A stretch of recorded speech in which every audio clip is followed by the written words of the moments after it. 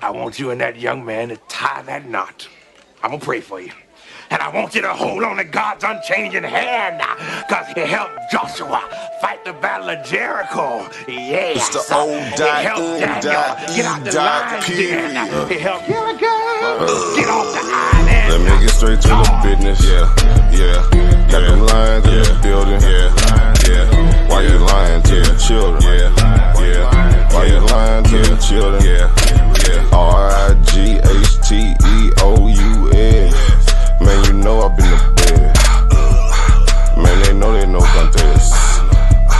Yahuwah, he do the blitz. We will not see you tomorrow. Cause you cannot go to thought. All the sons and all the daughters.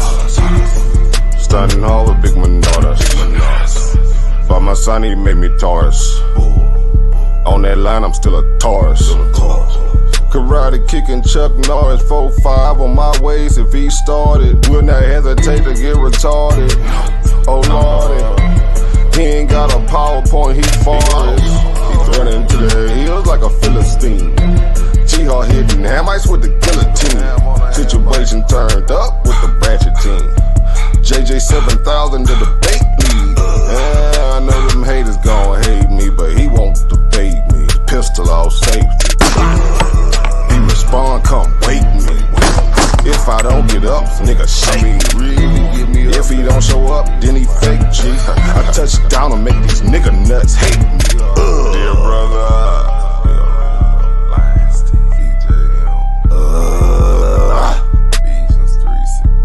ballin' and crawling all the way from H-time. Let me get straight to the business. Man, them lions in the building. Why you lying to them children? Why you lying to them children? You gon' cry, you gon' get it. Me, I'm like a frog, nigga, ribbit. Of course, it's in the spirit. I just got the Porsche, she can steer it. Mito got the raw, Shaq and Willie. Lamborghini doors, you better not spill it. Mama's high, say I'm more than just a villain. Mama's cry, I'm dope and wide for her children. Suicide, immortalized as a realist, Death by cut, black suicide.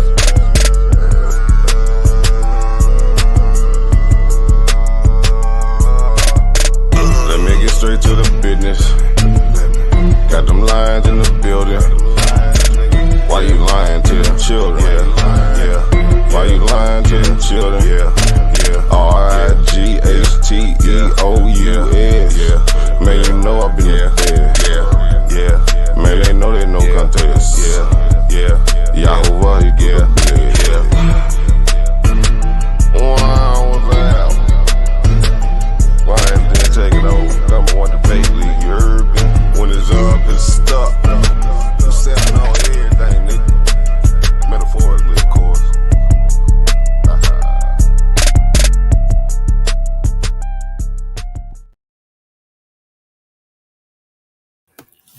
Peace to everybody in the building. I know, support that 32-man tournament. If you're trying to debate and you think you can win it, the $20 join in. This Eric the Mad Scientist, with the Lions Den. About to do another show for y'all, presentations and this gonna be some museum virtual stuff is going on. But I have an intro video that's gonna come out with me and my brother did a little documentary of the segregation of the dark natives, showing how they separated and created a certain people and trying to say these are the only people that were a part of the Native American kingdoms and stuff in America. But so we got that video, and then we'll go right into the it's gonna be the fossil tour museum and the Egyptian tour. Okay. And you can catch me at Facebook, you can catch me at Bing, TikTok, and before we get there, I'm gonna let Karima, the queen of the Lions Den, introduce herself, like always, the backbone, and tell them where they can find you. Yeah, it's gonna be a 32-man tournament. It's gonna be a $30 entry fee. The prize is gonna be $700 minus $260 for the it goes towards the belt if that's what you want. Yeah, it's going to be hosted by Black Jesus Minister. JJ 7000 is sponsoring it. And, it's going to be between Lions Den Debate Lead and Source Debate Lead. And probably some other guys from other debate leagues, but it's going to be fire. Please hit that like, share, subscribe if you haven't already. Thank you.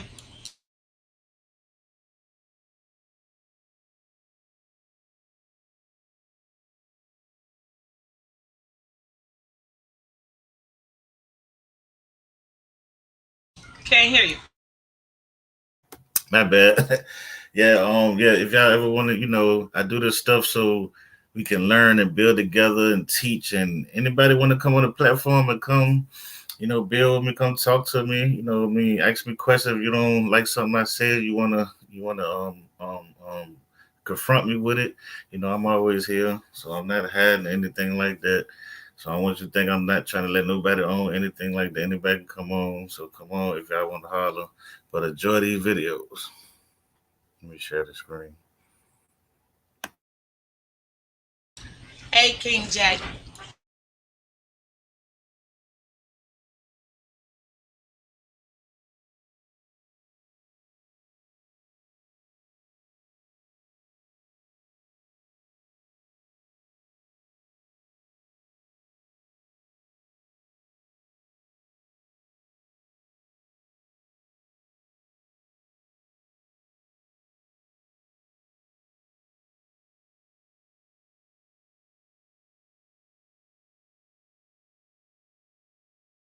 I don't hear a volume.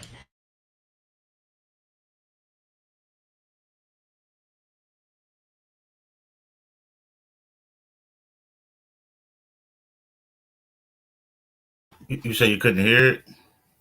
Nope, you probably didn't hit that little audio button on the bottom screen. Oh, okay.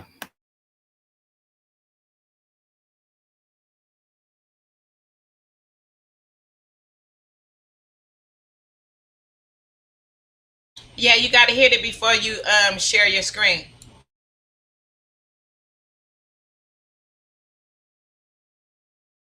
No, unshare it. Oh, so Yeah, I gotta share it again. Okay. yeah, the button that's yeah.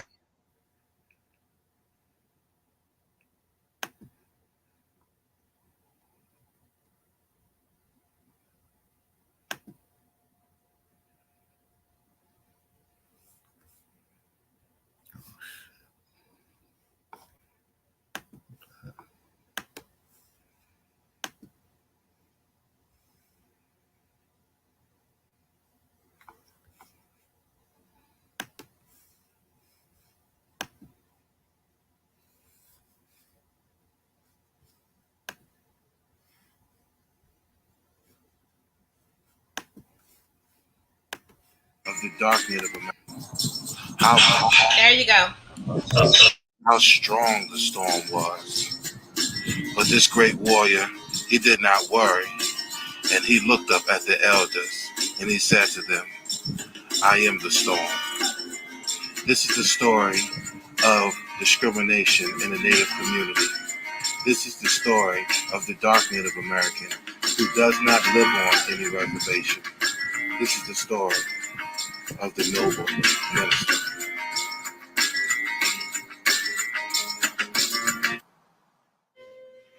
The dark native is often considered black or African by the government, without having his lighter native family members help protect his identity.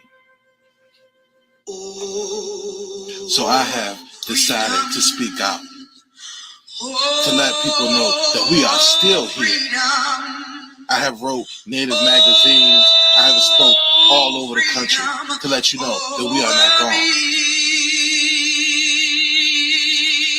And before I'll be a slave, I'll be buried in my grave and go home to my Lord and be free. Oh, freedom. Oh, freedom, freedom. We must fight against injustice. We cannot let them erase us. This is my mission. This is the mission of the Native Temple of Truth. And we will fight.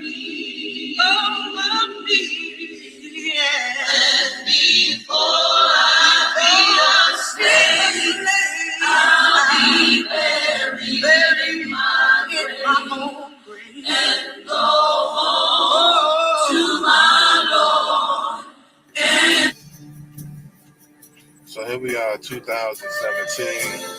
We're going to go and talk to some of the natives and see how they feel about the movement and where they think we're at presently in 2017 and beyond as Native people. So here we go.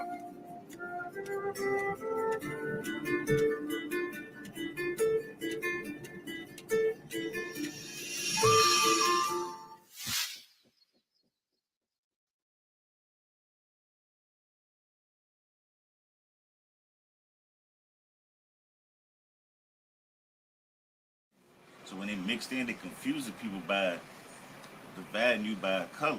You know what I'm saying? And it's hard for a person who knows they're native to be here because so much people has been taught a native looks a certain type of way. So when you say you're a native, the first thing they do is look at you like you just want to be. You know what I'm saying? But if you look at these people that's in these tribes, you can understand, or there's in these reservations, you can look at them and tell that these couldn't have been the native people before Columbus was here. If you listen to what Columbus and what certain people said they looked like.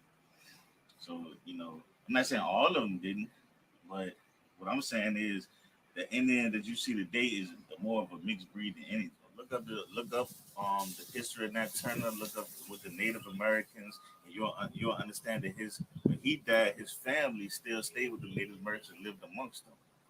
So how can a person live amongst the people from another people and not look like them and have them? That's all I gotta ask. The same thing about Moses when he went to Egypt. The same thing they say about Jesus. Anything. How can the people have from another people? Well, for me personally, I am half Native. I don't know the exact percentage. My grandmother, she was Native. All dark Natives. And it's kind of messed up because we're looked at upon as. It's really kind of messed up because we don't get the benefits some of these other natives that get. They got their own land, their reservation, their plots. I know America did y'all fucked up, but truth be told, the Americans did the dark natives worse than anybody in the history of this planet. Even worse than slaves. Even worse than the so-called African slave. Because other than we were annihilated. You know what I'm saying? We were annihilated, not just physically, but mentally. Like they basically made you think you were African. You were 100% African. Although I do believe in the slave trade. I do believe in melanated people coming from the west coast of Africa over here. I think we were merged together as one. Because if you study history, you will know that natives from this land were taken to Africa, the west coast of Africa, and Africans were taken over here. So we know that just by using that common logic that they were mixed together. You got to know this. You got people that look that much and were mixed upon each other with the white people above us, supposedly being the superior race, doing whatever the fuck they wanted to do.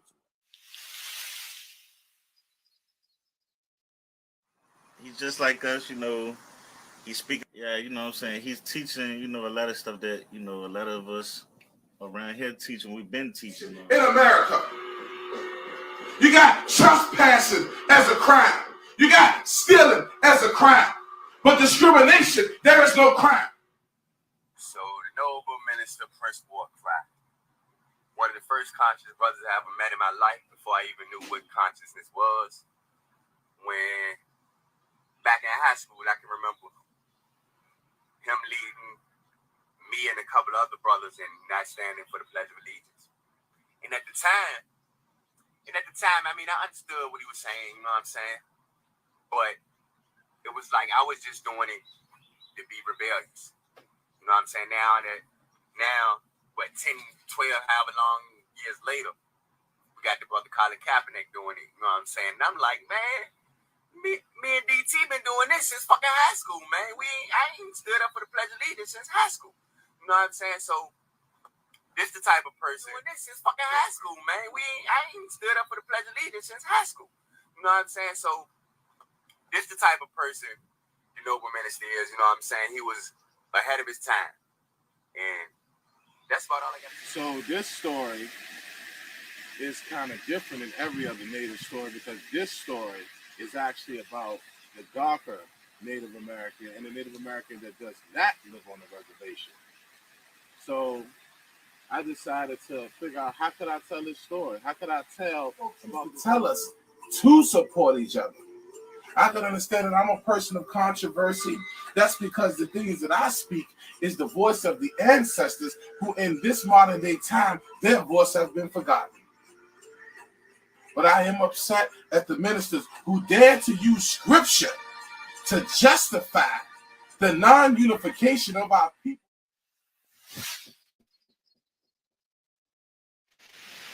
Powhatan people. And the Powhatan people were one of the first natives encountered. And we originated from Virginia Beach. But when you look at the reservation people, a lot of our people are not on the reservation. So what about their story? Who is going to tell about their struggle? This is my personal opinion that we are the originals of this land. About this DNA thing, I want people to understand that the trickery they doing with this DNA. Now, if you go YouTube, go to 6060 exposed DNA testing. The DNA tester have already admitted that he cannot tell you what tribe you come from because the more generations you go down, the more grandparents you have. So all they can do is pick one side of your genes or DNA and go through that lineage. They can't determine that what tribe you were in before they came and got you. Now, when they try to say that no black person is a Native American, y'all have to understand the language that they're using. They're talking about an African that supposed to have came off the boat. Okay, but when you're talking about black people, you got to realize that they put the black and the Indian and the black people together. Okay, so they trying to confuse you with these words because the Indian or the so-called Native American was black. My movement is speaking the truth about the Native history that to me have been forgotten. A lot of things have been lied about and miscrewed, and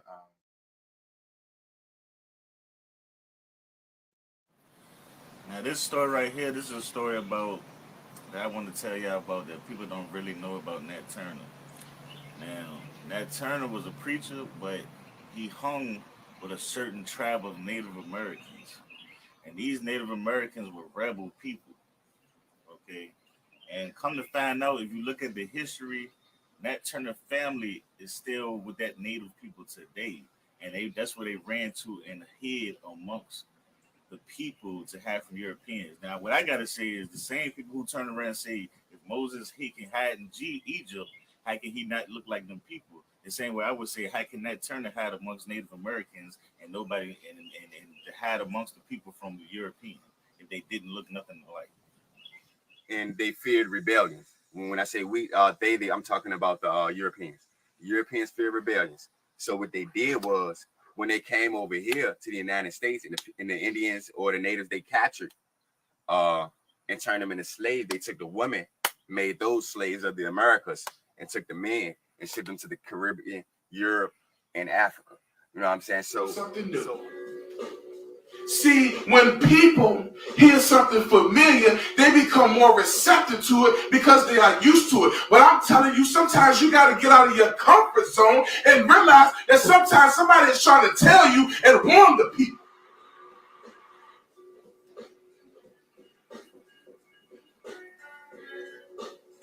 And you cannot ignore them because what they're saying is new to you. to wake my Native people up to see if we are fully evolving and becoming with what our full potential can be.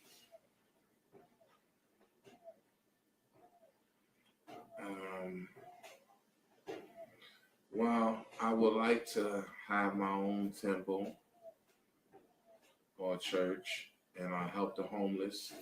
There's a lot of places in the city that I'm from don't help the homeless. Even a lot of the churches, and I would like to help the homeless and make a reach. So where do we go from here? There's no excuse for any Native to be homeless. None of our people. Dark in fact we are, but we are beautiful. This is our land.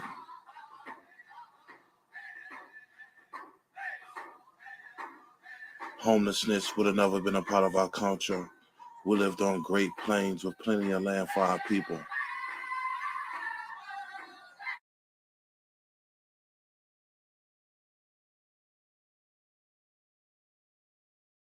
One, that wasn't the first contact.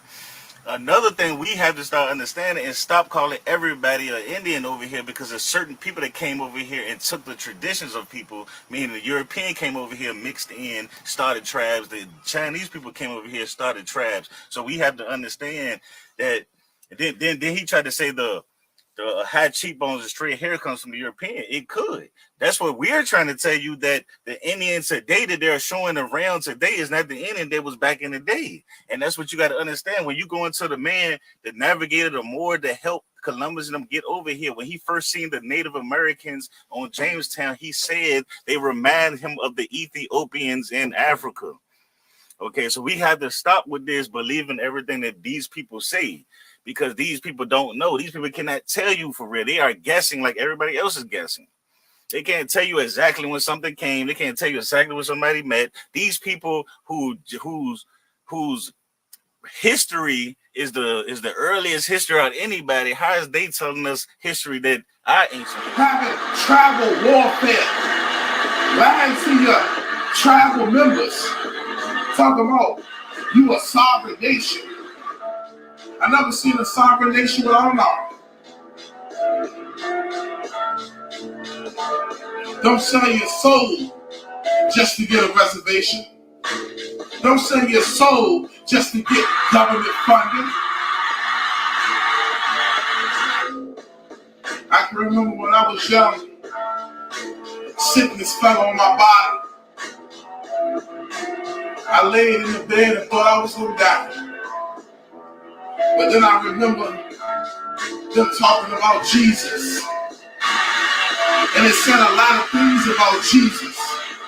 But I remember one thing they said, that he was a healer. So I cried out to God and I said, God, please heal me. And he healed my body.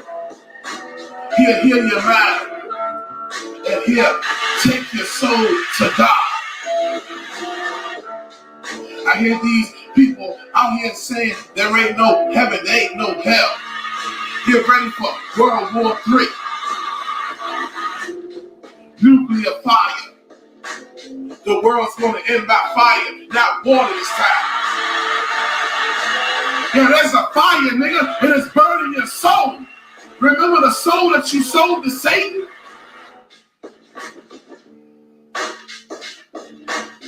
Native people becoming part of the craft. Doing all type of sorcery and witchcraft. Worshiping the land. There is no Mother Earth. There is no Stargate God. There's only one God. The Great Spirit. I charge you today to call on the Great Spirit like the days of our ancestors. Our people invented the blues, yet we get no credit. So this is what I play. This is what I sing. Our people are also responsible for many, many modern inventions, yet we get no credit for it. We also invented crop rotation, which helps sustain any modern society today.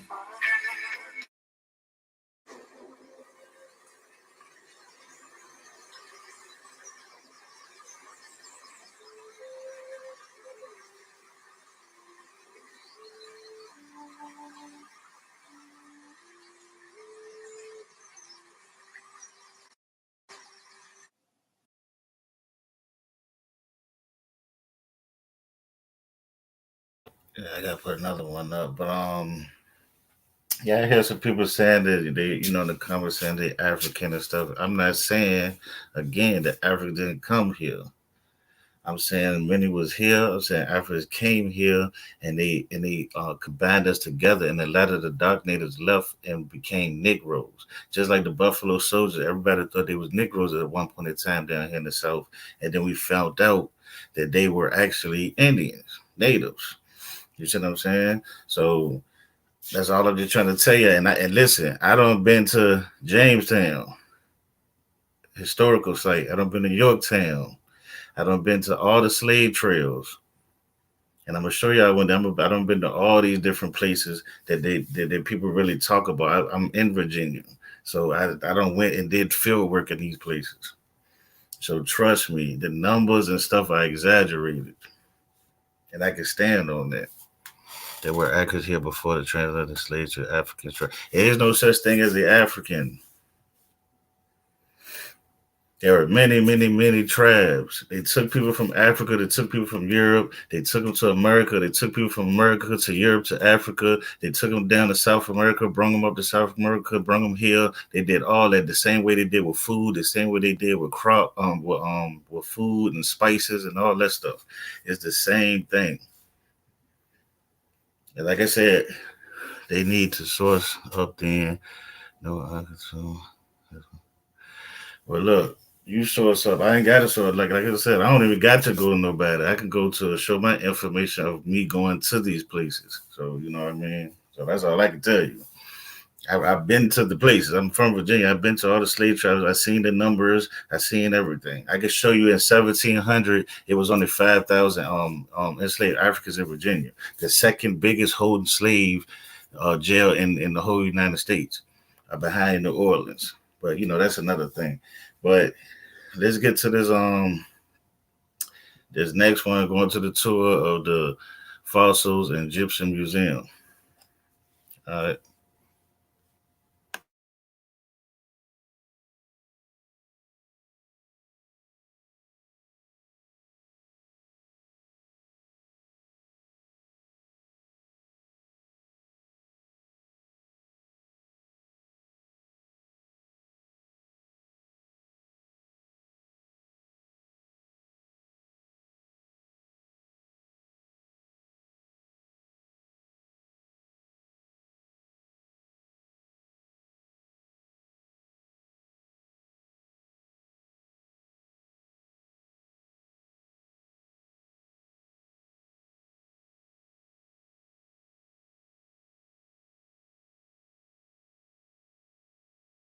You sharing the screen?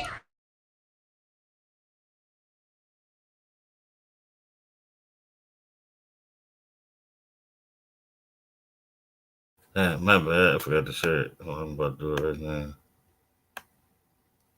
All right, there we go. I enjoyed this video, man.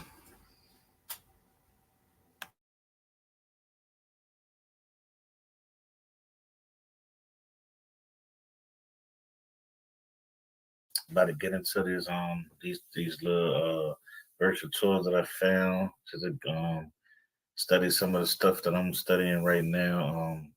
Fossils and these dinosaur fossils. So it still give you an idea how they um, study fossils and things like that. So we'll get into that. We'll get into the Egyptian Museum.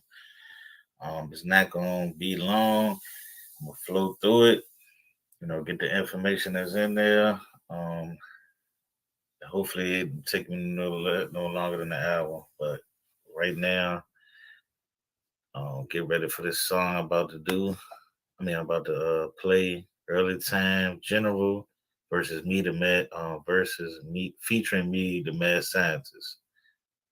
Broken Silence. Y'all check this out.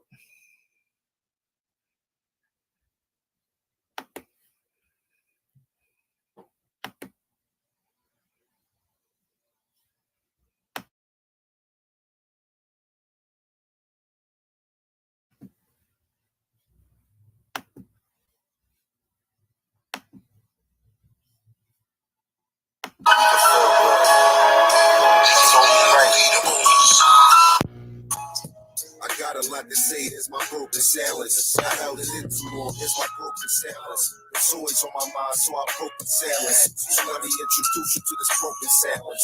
I got a lot to say, it's my broken silence. I held it in too long, it's my broken silence. It's always on my mind, so I broke the silence. So let me introduce you to this broken silence. Let me introduce you to this broken silence. Everything crucial in this broken silence. Been through a lot of shit, seen a lot. Pops left me at an early age, like I ain't mean a lot. Started getting older, seeing what was what. Mars played both roles, that's what kept me up. Seen it in the eyes, she ain't want me messing up. No resentment to my father, but he couldn't step it up. Time after time, thinking to myself, why you wanted to leave and make my moms cry?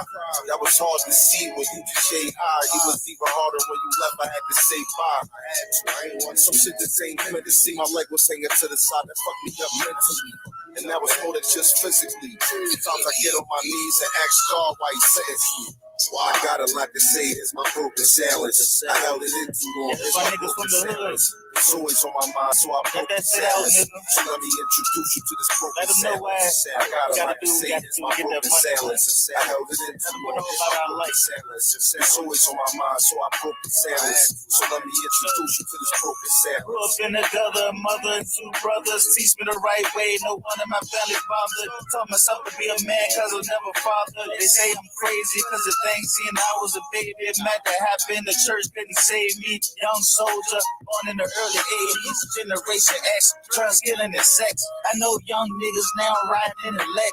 Niggas getting shot, bodies never found. My life is a story, nigga. I had to write it down. Niggas getting killed over a couple pounds. The only thing I got to say about my life is down. Good life, that's how this is. But you look around the world, everybody wanna be us. Keep my mind straight, had to smoke off some cheap because some niggas that I know try to act like some divas.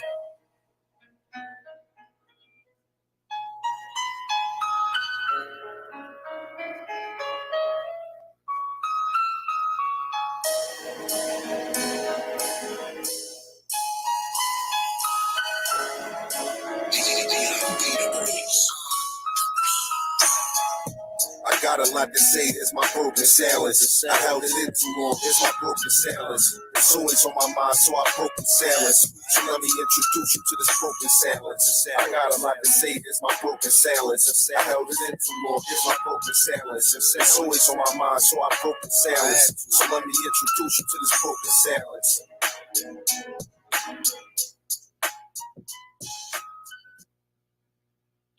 All right, let's get to it. Let's make sure my thing's sharing. All right. Let me go to this one first. Matter of fact, I'm gonna go to this one. I'm gonna go to this one first. This is the fossil lab. All right. This is for dinosaurs, but I'm just showing you some of the things that they say about fossils. All right, so you can check it. Let me zoom in for y'all. All right, this is the stuff they're doing. It's a fossil lab. Machines they use. You see the little fossils right there. So they dig it up. All right. Let's go back. All right, this is the Smithsonian National Museum of Natural History. Okay. All right, then let's check this out. See what this says. Why do we have so many fossils? To understand variation within a species and document changes through time, scientists need to study a large number of fossils. Each new specimen may confirm or change our idea. All right. So what they're saying is, they're basically trying to get timelines, because they believe in like the organism, evolving to something else, evolving to something else, evolving to something else, and a species evolving from one species to another type of species. So natural selection, they believe in stuff like that. So they try to find as much fossils as they can to, I guess it's like what you say, put the puzzle, together, because they're still learning. So don't let anybody tell you like they just know everything. Like fossil barrels. You see these are all fossils. Again, this is the fossil lab. This is a lab that they use. Other stuff.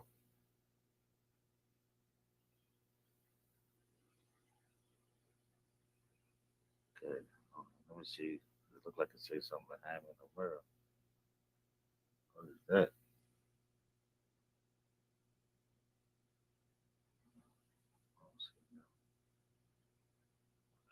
Okay.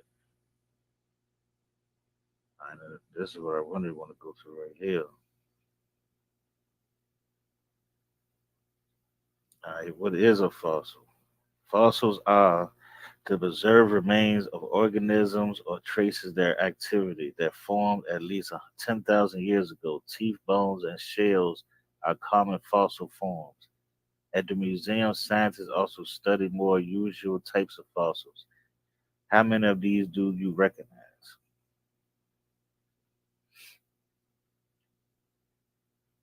So, a fossil is an organism, remains of an organism, basically. That's what a fossil is, okay? Remains of an organism. All right. So, we've seen the fossil lab.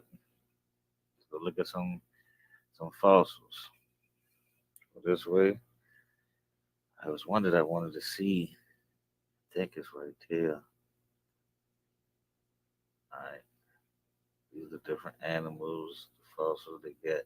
Of course, most I don't really think they get, or maybe they do. I don't know if they got a full, head to toe fossil of these beings. From what I used to understand, that they only have like the head or the leg or something like that, and they reconfigured it. So some of these joints are not real fossils or bone. I mean, coming with the fossil, they're like add-ons to the fossil. So I don't know. I haven't seen that, but from my understanding, most of us have heard that ourselves. Show like what the animals are now. And let me go to this part right here. This part speaking on evolution. All right, this is the one I wanted to show. I see. All right, let's go this way. All right, let's go down. Yeah, let's go down. Okay. The fossil record of mammals provide many good examples of evolution, changes in form through time. In North America, much of the history of mammals coincide with the spread of grasslands at the expense of forests. The extensive forest record of horses reflect this change particularly well. Ancestral horses were small animals suited to a leisurely life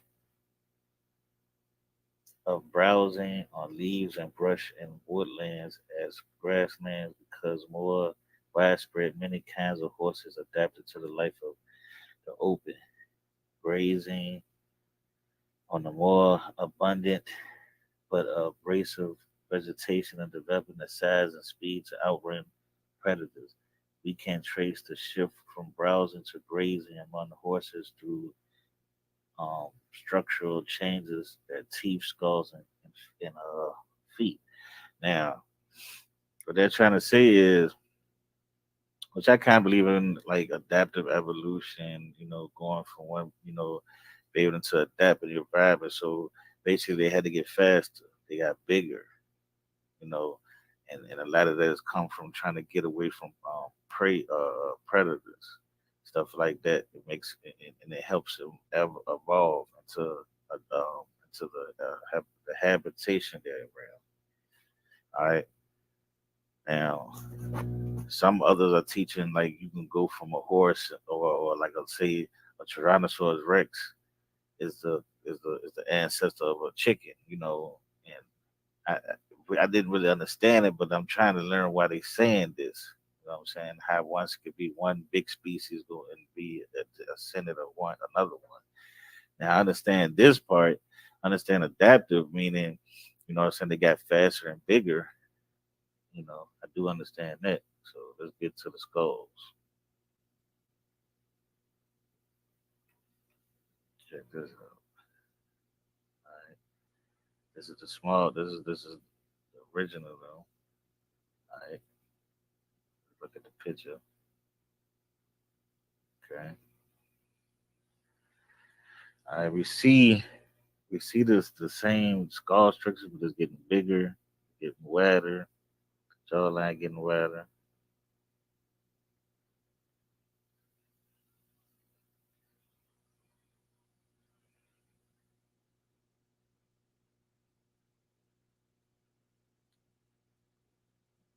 I can see how big that got from this that jump from this jump. See, it's still kind of looking the same, probably just bigger. All right, look at this, longer. That jawbone skull, all that stuff get longer. Their teeth is getting longer on along their jawline too. It's not as short as it was. You know, see how it look from that to this, to the jawline, to the neck getting longer. Okay,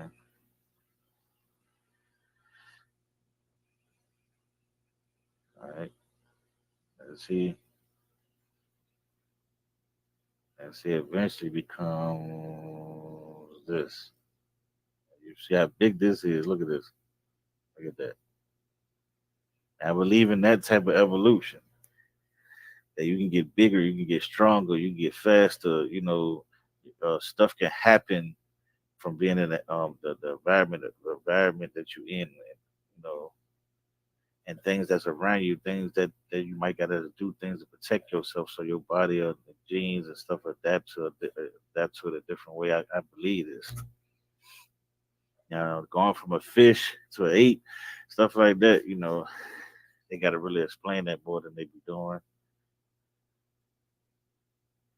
I understand that. All right, let's go back. Just messing around in here. Let's go. I think we came from this way. Now we came from this way. So let's go this way.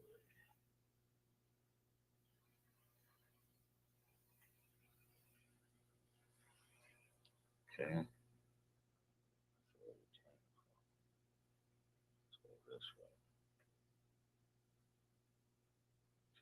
Let's go this way. All right. See some more fossils they have. The pictures showing like what they would look like in their time that they're telling you. Like I said, I don't know if they actually got all the whole body of head to a fossil, or this is like them creating it off of the fossil. That's a lot of argument that goes on with that. Okay, these dinosaurs. You know, I don't know what that is.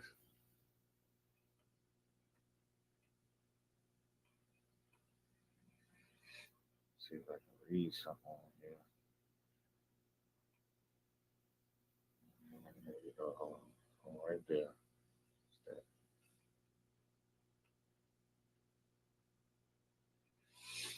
Transition marked the Eocene epoch.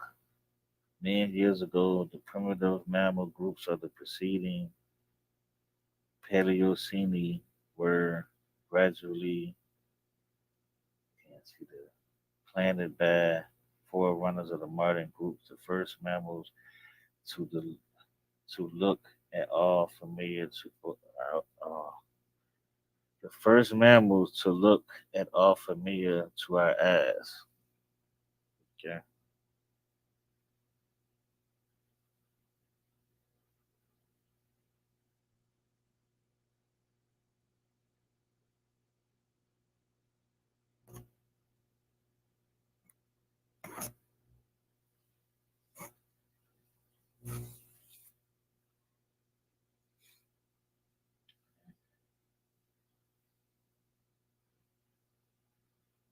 some more. A couple more things here we got. And again, this is at the Smithsonian National Museum of Natural History. Just wanted to speak on some of the things they spoke on with the evolution part and show on some things that how they saying evolution worked.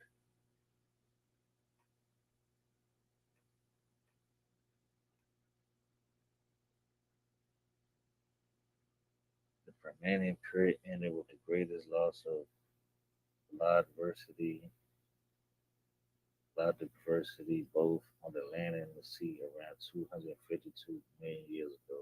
What happened? It could be that sea levels fell at the same time that volcanic eruption occurred, but then helped trigger the global climate change. 7% of the terrestrial species, 95% of marine species, including trilobites, trilobites, went extinct in the Permian Triassic. But they said these people went extinct around this time. So 70% of um, terrestrial species and marine species, water and land species, 7% and 95%. All right.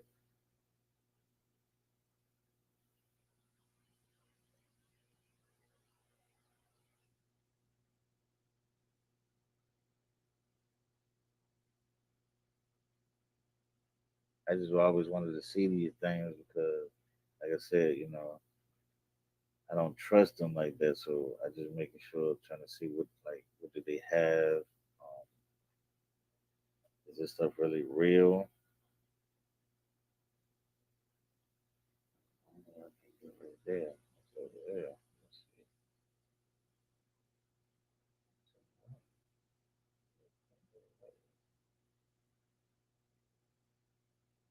Okay. I just want to show y'all some of this, but I'm about to get to this museum, this Egyptian museum right here. All right, this is the Egyptian museum. I don't know what it's called. Rosicrucian Egyptian Museum. They're showing some of the stuff they got in here. This is a coffin. Right? I'm down with the tombs and stuff at. The coffins of the early dynastic period were intended for a contracted burial with the body in a fetal position. This coffin was excavated at Tarkan near the Fayum by Sir W. M. F. Retreat.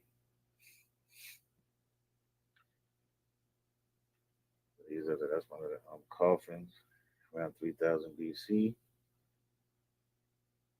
I mean, the early dynastic period. Look at this. Coffin of Ta'awa. The lady of the house Ta'awa was from a very prominent family in the Seat period.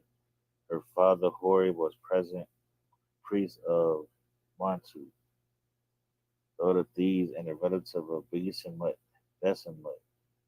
Ta'awa owned titles lady of the house and noble lady tell us little of her own activities, but her brother Ankh Hor was also a priest of Montu.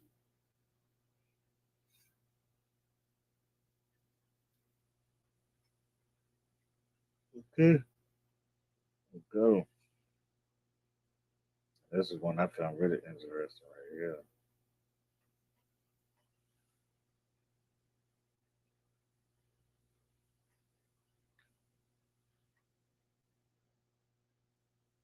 This one really interesting.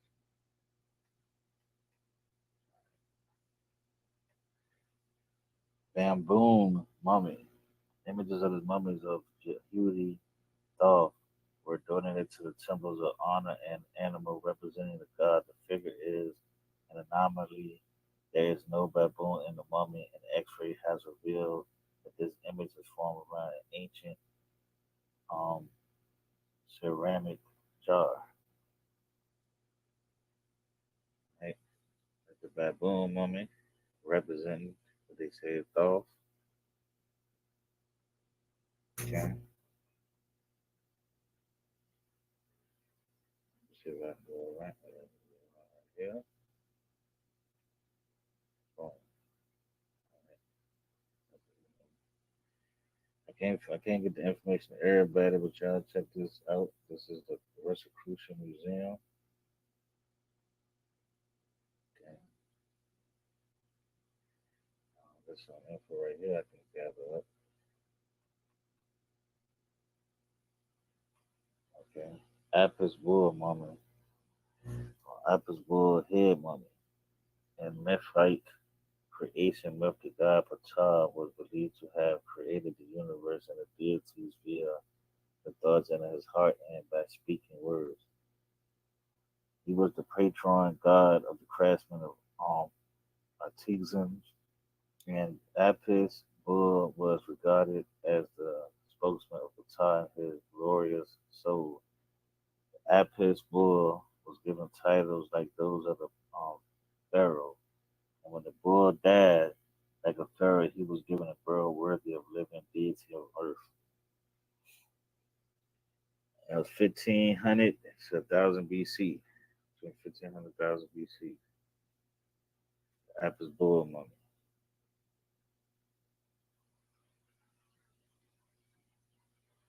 Let's go to this person.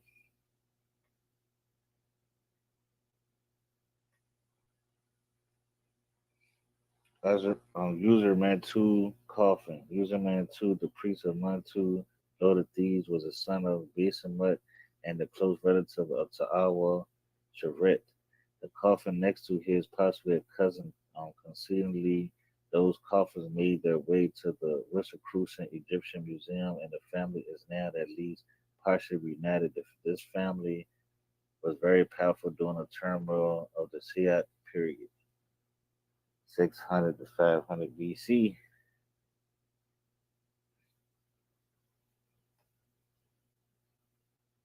Cool. This museum got some good info in it. What a tomb, man. Tomb is this way. Tomb is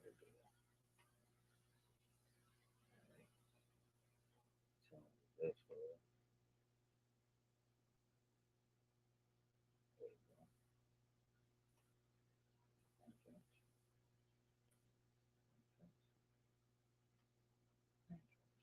This is the tomb. Goes up on the walls.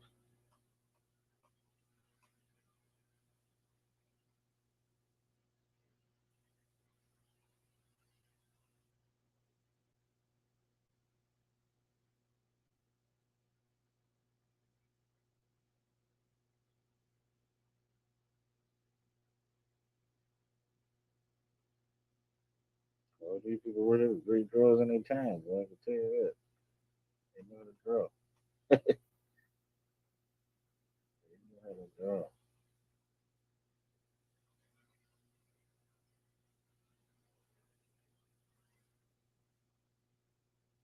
You did get some people that say they know how to read off of it and see what they say. Of the tomb that they gathered and put in the museum.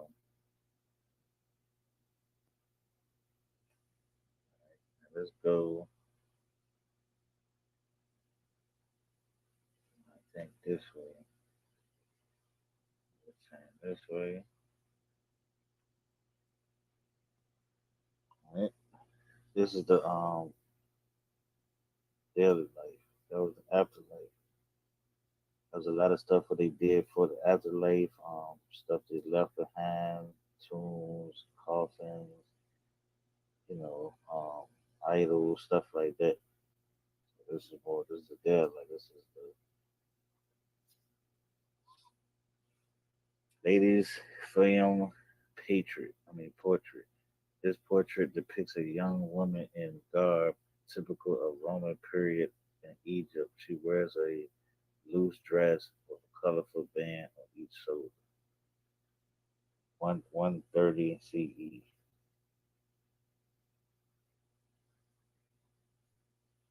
this could, I guess, it could be a Roman citizen, a Roman person. In the era when they really had control of Egypt.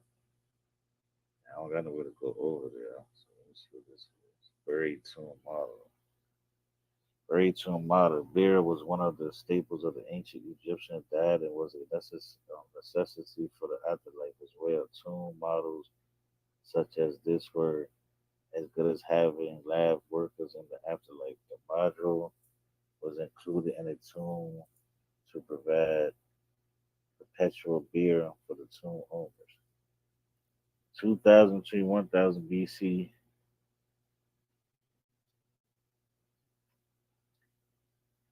Okay,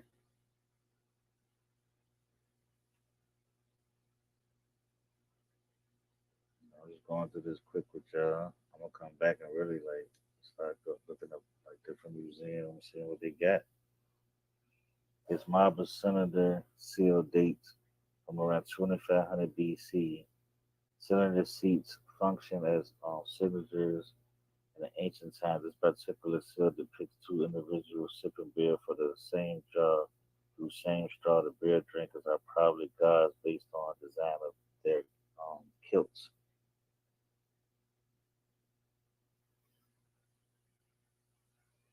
2500 BC.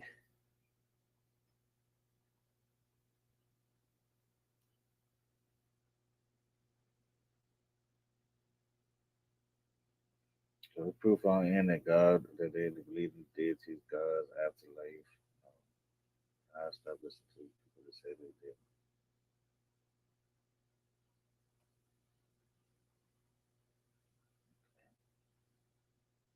Go upstairs. What is this?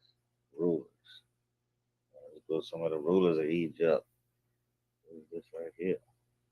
Cleopatra. The statue is one of the few of Cleopatra to survive from the ancient world. It shows um, articazing in the body form and is meant to remind the viewer of the many generations that Cleopatra's family ruled Egypt. This is a political statement in the form of art.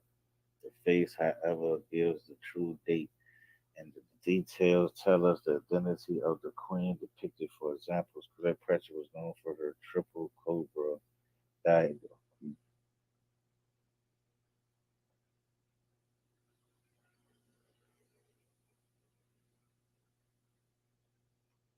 Okay, that's a word.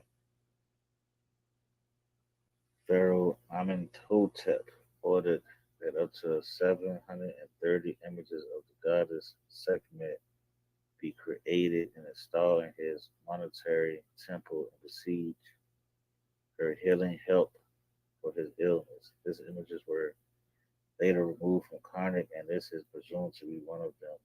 In her right hand, Sekhmet holds an ankh, in the left a lotus.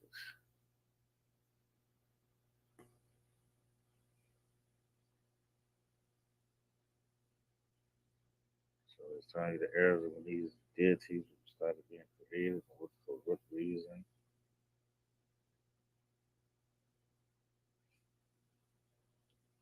Corn mummy. Within the falcon shaped scar capagus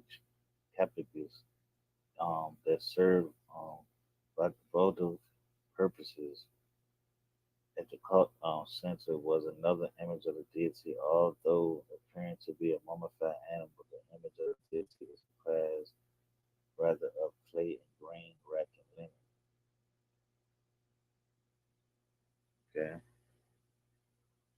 this is called the corn mummy. We learning some stuff in here. I'm gonna be at other museums looking up stuff, saying what they got. I think this is one of the last ones. This is religion. This is religion in Egypt. Offering to Aten, Akhenaten prayer relief fragment. The polychrome fragment of a column depicts an Akhenaten offering incense to his soul god, the Aten, and being blessed. The hieroglyphs for life in return.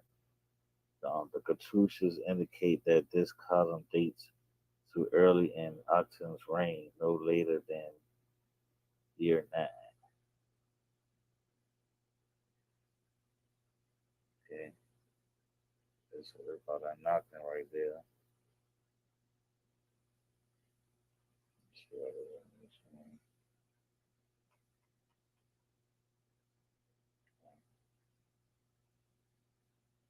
Not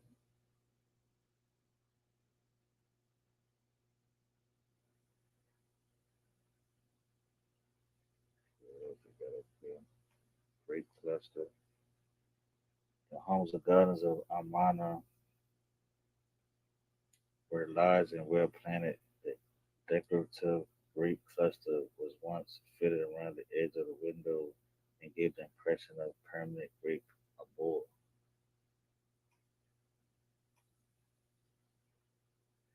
Sabati Man was the father of the sculptor Thutmose, perhaps the most famous sculptor in the Egypt history.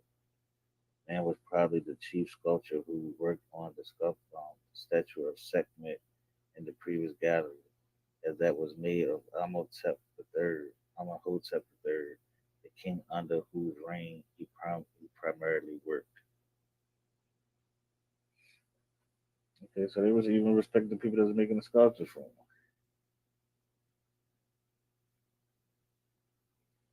Okay, so we went through the afterlife, the daily life, religion, and the rules. So then I went to the fossils and dinosaur fossils, seeing how fossils work in evolution, what they were talking about on that. So hope y'all enjoyed. I'll leave you out with this song again with Early Time General. Um, me and Early Time General featuring mad scientist me, Broken Silence. Peace, y'all. Spit real facts to him, man. So we can stay good, so we can feel good.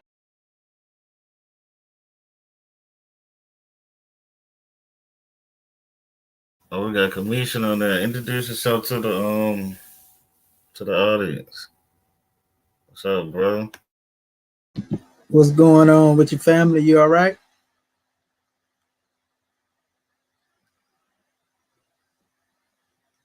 Yes, sir. Yeah, I'm good. My bad. Yeah, I'm good. All is well. Yeah, introduce yourself and tell the people they can find you at and stuff. Yeah, okay. Well, let me give honors to Sister Karima, the Queen, first. Honors to you, Goddess and Queen. How you be? I'll be good. How about yourself, King? Oh man, all is well. All is well. We just taking it one day at a time. Oh man, praise be to the Most High. Goodness gracious. That's right. Yeah, I want to give honors to our brother E. For this grand measure. I'm looking at that. I see they got the little virtual museum up there. And I go by the name of Brother Commission Adept Hereford. That's my Facebook name. My high name is actually, Shedu Amenti El Muhajet Shepsuel. But people don't really know me by that name. They know me by this affiliation I have here. But nevertheless, I've been studying Kemet for a minute. I've been doing this for a good little bit. And all I like to do is bring my people clarity where they can bridge the gaps, family. You know how we do it, Brother E. We ain't here to tear our people down. We here to build them up and show them what we have in common. You feel me? Yeah, most definitely.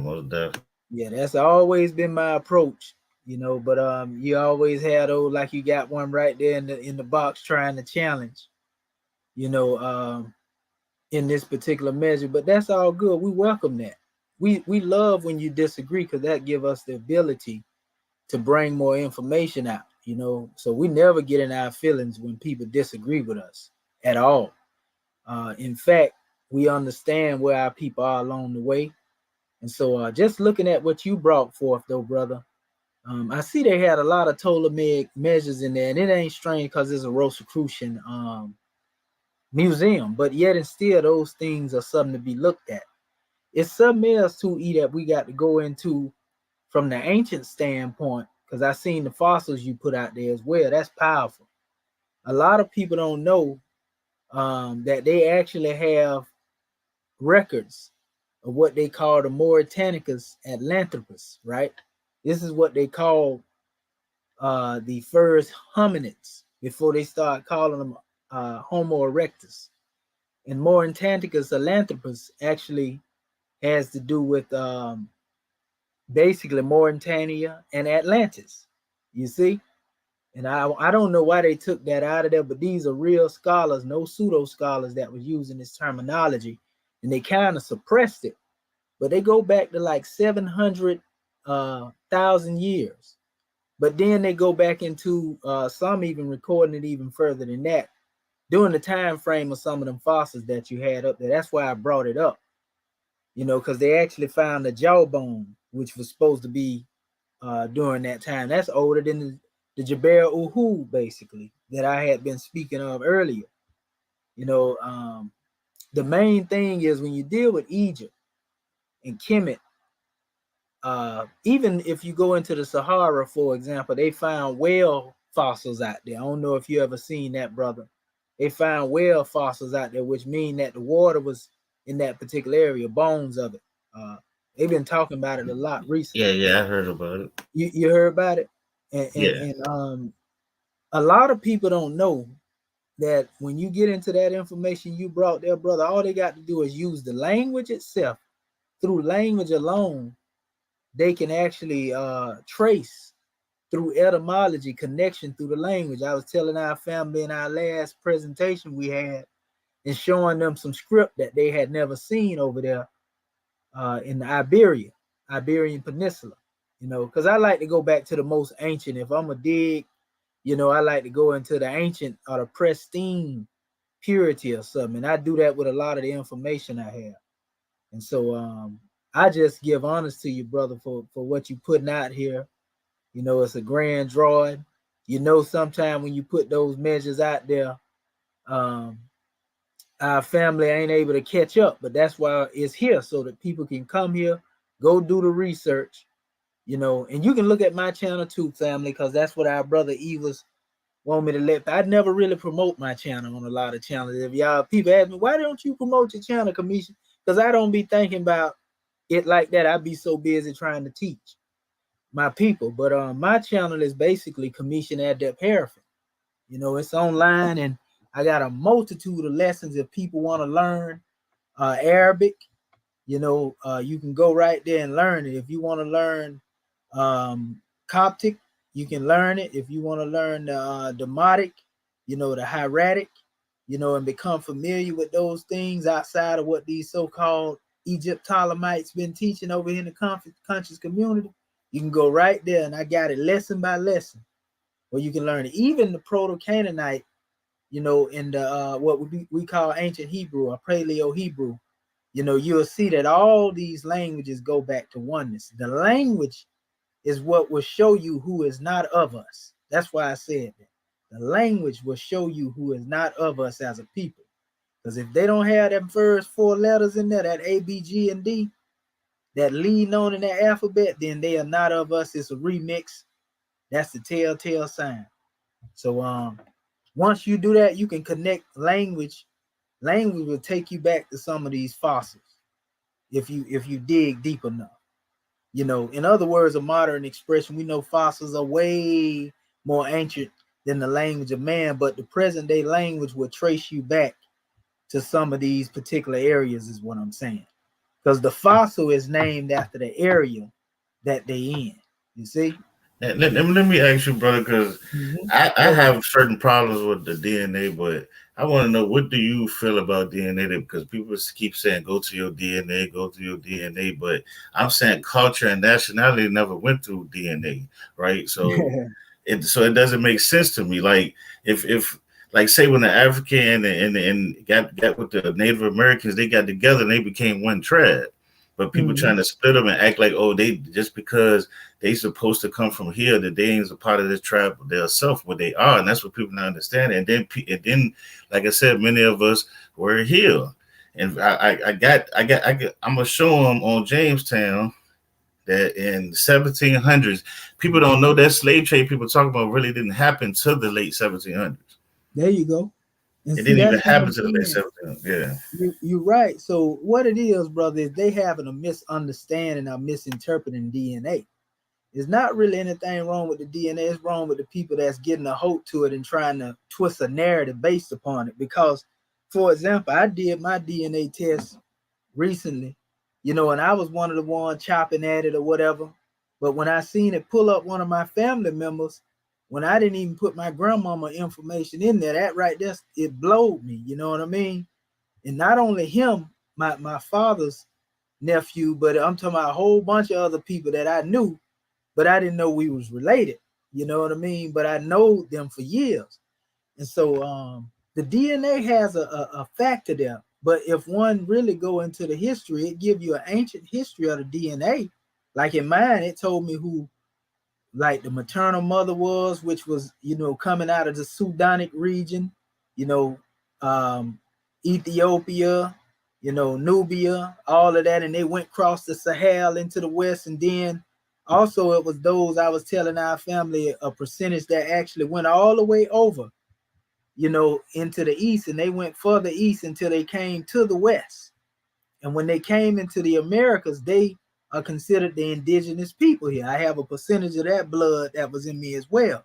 So that's why this is what I always tell family. I say, some of us was already here. You feel me?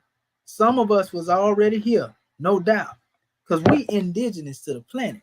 But there were also some who were brought over here in slavery. The problem is the one that was already here was the one that the Europeans came in to conquer. You see what I'm saying? And then they conquered us and then put old mulatto mixed breed so-called Native American up there. Now them the Native American that we got to so-called test our blood by. You see what I'm saying? When we was the original people that was here. I Yeah, got some. yeah, Go and ahead. see, I'm gonna reply to that comment because he's saying that he knew his great uncle. I mean, that's cool and everything. I love that the DNA helped you find your great uncle. But my great uncle died 2 years ago. He's 97 years old. So I mean, Right. that's not that far back. I mean, I'm sorry to tell you that. But what I'm trying to get these people to understand, yes, DNA. I understand that you using DNA to try to find or trace where Mhm. you come from, but Right. the problem I have is even if when somebody is more something than the other, they feel like they can't still follow that other culture. Like my family is Pamunkey, Chickahominy, and Mattapani in Virginia. You see what I'm saying? Hmm. Chris Hmm. Brown, granddaddy, is the chief of Powhatan. He's the Right. chief Powhatan. He's Chief Powhatan. That's Chris Brown, granddaddy. You see what I'm Right. saying? So Virginia, we are really, really, really, really connected to that, and we Right. don't know we don't know our African side. We not blind to say we're 100% Native American. Nobody's 100% nothing. We know we got Right. African in our blood. We just don't know that side. So we always was closer to this side of the culture was being here Native, saying going from the blood that was already here. You feel what I'm saying? Right. Yeah, and that's what I was saying. The thing is about it, like I said, with some of us, like I said, and I don't go into the aspect what it is. What I say, one shouldn't really pick sides with what they're gonna take out their DNA and what they don't want. If it's there, then say everything that's there. And I got a breakdown on my chart, that I was dealing with, and I acknowledge everything that's a part of me now. The majority of my DNA is of like the Moors, the modern, the most recent DNA. You feel me? Because it gives you the ancient ancestry. Because like on my father's side, they say that I descend from Pharaoh Usert Ma'atre, the one they call Ramesses the Third. You know, but on the mother side, like I said, still a Sudanic link there. So and then it go like to 275,000 years ago. So though I acknowledge that's ancient ancestry, that tell me that the Kemites, are the people of Sudan migrated all the way over into the west, and they went in other directions toward the east as well. You see what I'm saying? And the brothers say E1B1A in the charts, but mine was actually L3, which is actually the parent or the root. Actually, they say my DNA contributed to the database. which means it's rare. I got rare DNA basically for being over here where we at. You know, and And, so and and that's the problem I'm trying to tell people. They think every single Negro came from the same place. they If they did, only really study history, they yep, brought people from Europe, they brought people all from over the place. Africa, from the Middle Yep, East, from South that's America. right. It's all type of people they brought here, and then That's right. breeded people and made people breed these different type of Yep, babies and all this type of they yep, did this. They yep, experimented on us for hundreds of years, and y'all don't understand that. And yep. y'all are a product of y'all a product of a brainwashed system, thinking that the same brainwashed system that miseducated you, that was beating you up, that was doing all this stuff to you, experimenting, spraying your hoods, blowing your hoods up, blowing your ghettos up, doing all this stuff to your people, are now going to tell you the real history of everything. Right, right. And And, I see the brother say, he said L3 is in the Middle East. You right, bro, because that's exactly what it said. But the thing about L3, it originated in Africa, though, as far as his indigenous root. You know what I mean? Though it can be found outside of Africa, it originated in Africa. So there was a what they call a reverse migration as well. You know what I mean? A lot of people don't know that. You know, they left out of there, went into the land up there in that Middle Eastern region. That's where your Cushite, your Arab Cushite come from. And then they migrated back into that. I've been teaching that though before I even came into this. I was already teaching that. You know what I mean? Sister Karima seen me put the charts up there many a time, just dealing with the Moorish background.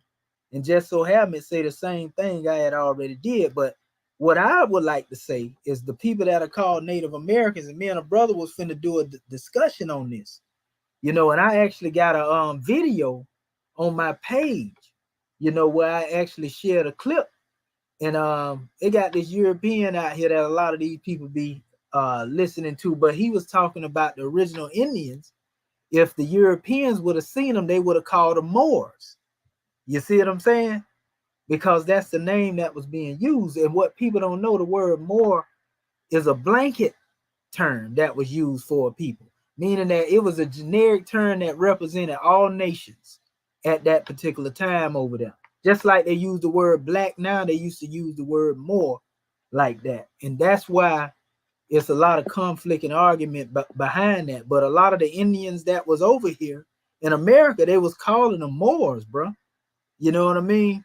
Because some of the, I was telling the brother, some of the chiefs of the tribes were actually Moors. You know, some of the chiefs of the tribes actually, they were studying Islam. That ain't trying to Islamize Native American concept, because they had things that they came up with too here.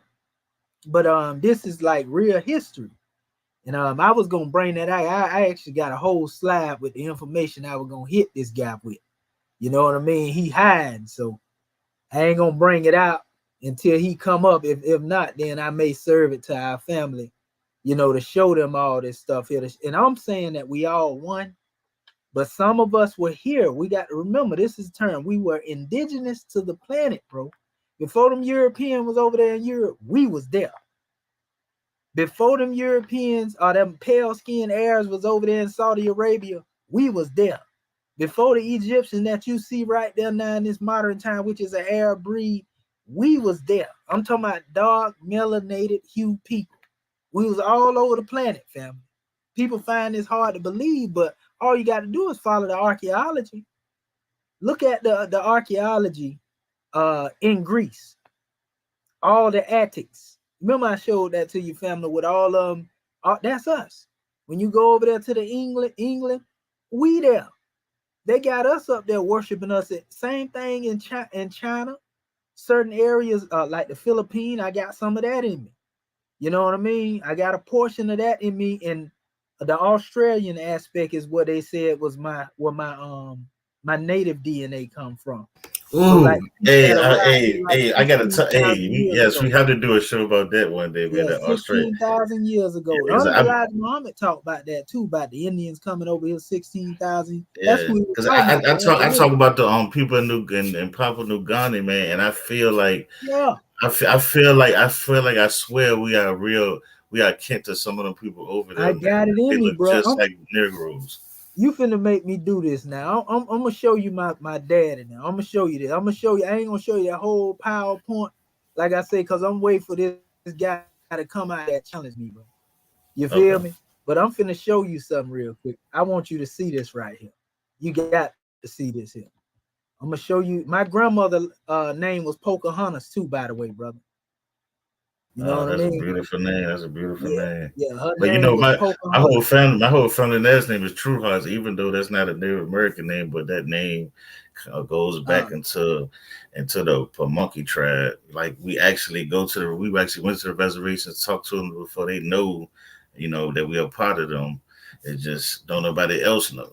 We don't know. You know what I'm saying? We don't want to connect with them because we don't think that we them, but it's infiltrated by a lot of outsiders.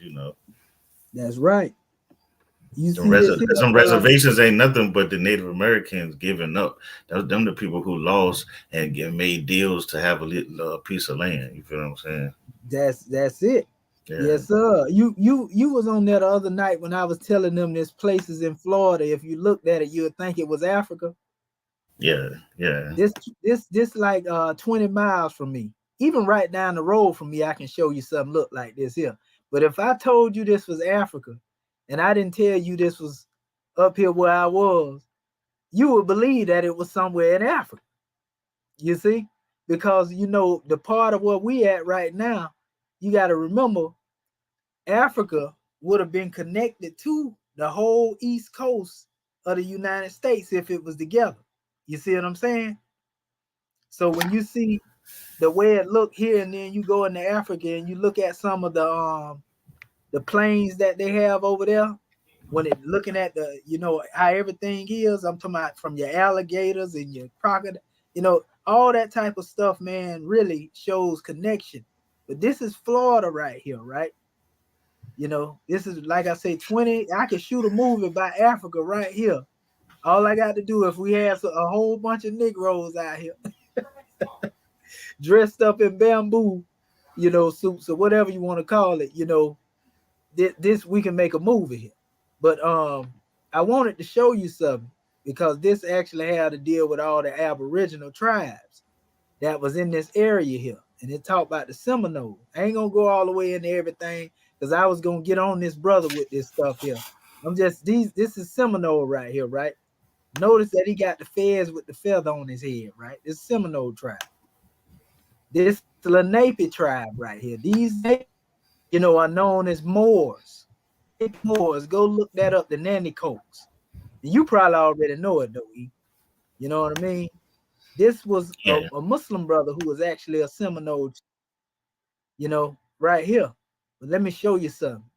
These are the people. This is from our DNA chart. It's actually supposed to say your, but I made a mistake and cropped it out. Your DNA suggests that 1.1% of your ancestry is Filipino, right? And Austronesian, right? And so it said many indigenous Filipinos, including Ada, the Batak, and Mamanawa peoples, are likely descended from one of the earliest dispersals of modern humans out of Africa.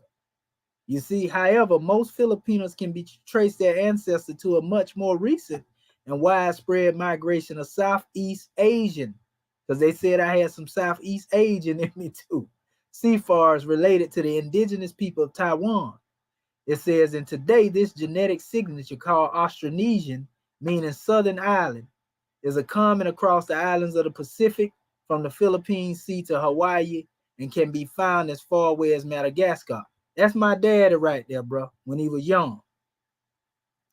That's my old boy. You know what I mean? And I can definitely see, connection between his phenotype, to these particular people here. But I'm gonna show you all my family right here. That's my old boy now. These are all my uncles right here. You know what I mean? That's my auntie and my other auntie. You see all of them dressed like cowboys, right? They, that's how they get out, and they basically celebrate our native roots because we got actually Cherokee in us. You know what I mean? And so basically if you look at them, you can see it. And notice all of them, though, everybody there, which let me know when I do go to getting gray, I'm going Snow White. You know, that's like that Essene bloodline right there. You know how the Essenes have they have that white beard. It'd be Snow White when it gets Snow White. But yeah, that's my family right there, family. And that's the last part of this demonstration. And that was a close-up of my brother, you know, with my old boy. You know what I mean? So you can see the connection right there, you know, in them. But like I got a whole bunch more up here that I was gonna body bag this cat with. You know, I was just showing the last portion of it how it ends. I ain't even go into all this stuff. It's like even with my mother, knowing that her lineage come through the Sudanic region. Look at this. This is my mother when she was young, bro. And I'm looking at this sister coming out of the same region, a Berber sister that come from that same area over there. And I can see the connection between my mother and here. It's actually where they got the Statue of Liberty from too. It's Moabites right here. You feel me? So like you know, it's their family. You know, we got so much in us here though. It's crazy though that everything that I have in myself, you know, it come from something that's great. You know, it come from heavy culture. You feel me? I was gonna hit him with a shoka, all that there, but that's a whole nother matter. I just wanted to show you that there, brother. You know, to show you that we indigenous to the planet. You feel me? That's what I'm saying. We everywhere, bro. Yeah, we everywhere. Somebody say Kamisha look like a what? Yeah. But we will definitely very well, and you know, it's these new people that's coming over this straight. Like I don't know, man. Like, and that's why I like kind of like your man, because it's like, you know, you know how to research and find the truth and understanding that they had, and they ain't just putting it in front of us. And that's what a lot of people is taking. They taking everything that everybody just putting in front of us and taking it as information. You know what I'm saying? And that questioning it and not dissecting it because they feel like they don't supposed to do that because we ain't this, you don't have a degree, you don't do this. But no, if I don't think something is right, I'm gonna dissect it. I'm gonna go into it. I'm gonna study it. Because I always tell people you can't say something is wrong unless you study it. I don't care what it is. Anything I ever talked about, I studied it first. That's right. Now let's go all the way back to the scholars in the ancient time. Your Plato's, your Aristotle's. I mean, who was on the manifest to tell them? Because you know everything came from Egypt when it come to them, right? Even though they claimed it, they didn't even try to claim it for themselves. They actually told you where they got it from. It's the Europeans that later tried to deify Plato and Aristotle and put them on a pedestal and start making them be the source. But when it come down to dealing with as far as the information, we all got a right to study and research, bro. Can't nobody tell you that, you know, and all that paperwork they talk about in school, talking about credentials and all that there, bro, that's garbage. I ain't saying nothing wrong with getting your bachelor's, your master's. I'm saying for people to say that you can't talk unless you have that, they done lost their mind. Because we know that they're dealing with high training, brother E. You know, that's high training. They call it high learning, but it's really high training. Exactly. Being certified as a slave. You're a certified slave is what you become. But that's most right. of them never use that in school, bro. They don't teach you in school, and they don't teach you school right here either. That's right. That's right. Yeah, they don't. Not even in the YouTube, bro. They have to go back to their origins, right? The Shemitic people. You have to study the original lineage, right? And you have to study migration patterns, right? And where people, and also people mix with other people, right? And certain things, and just because they had children with other people, everybody had children. Like for example, the Shemitic people, we had children with all people. All right, yep, all people. All right, and the Hispanics are the Israelites that went to Spain. Those are the real Israelites over there. The natives, they call the Philocians. They call them Philocians, and they call them Sephardim. That's right. Sephardim, the Hispanics. They came over here. They came over here to this continent, and the house of Joseph. They came from over. They migrated from Egypt during that time. There were Shemitic Egyptians, and they're ruling Egypt. That's correct, brother. Yes, and you know what they call them. they actually had an E1B1A in them too. But those particular ones are from the house of the tribe of Judah. You feel me? What a lot of people don't know, a lot of the older tribes, even though we have people that make up the chart now, really the only tribe that literally survived up into this time was the house of Judah. That's And just Spain, being right? The remnant, the one in right, Spain. right. That's what that not only Judah, bro. Levi was over there. The house of David was over there. Yeah, Meaning the yeah. surviving Israelites that kept the teaching went to Mhm. Spain because that's what during the they they've been going there from the time of Solomon.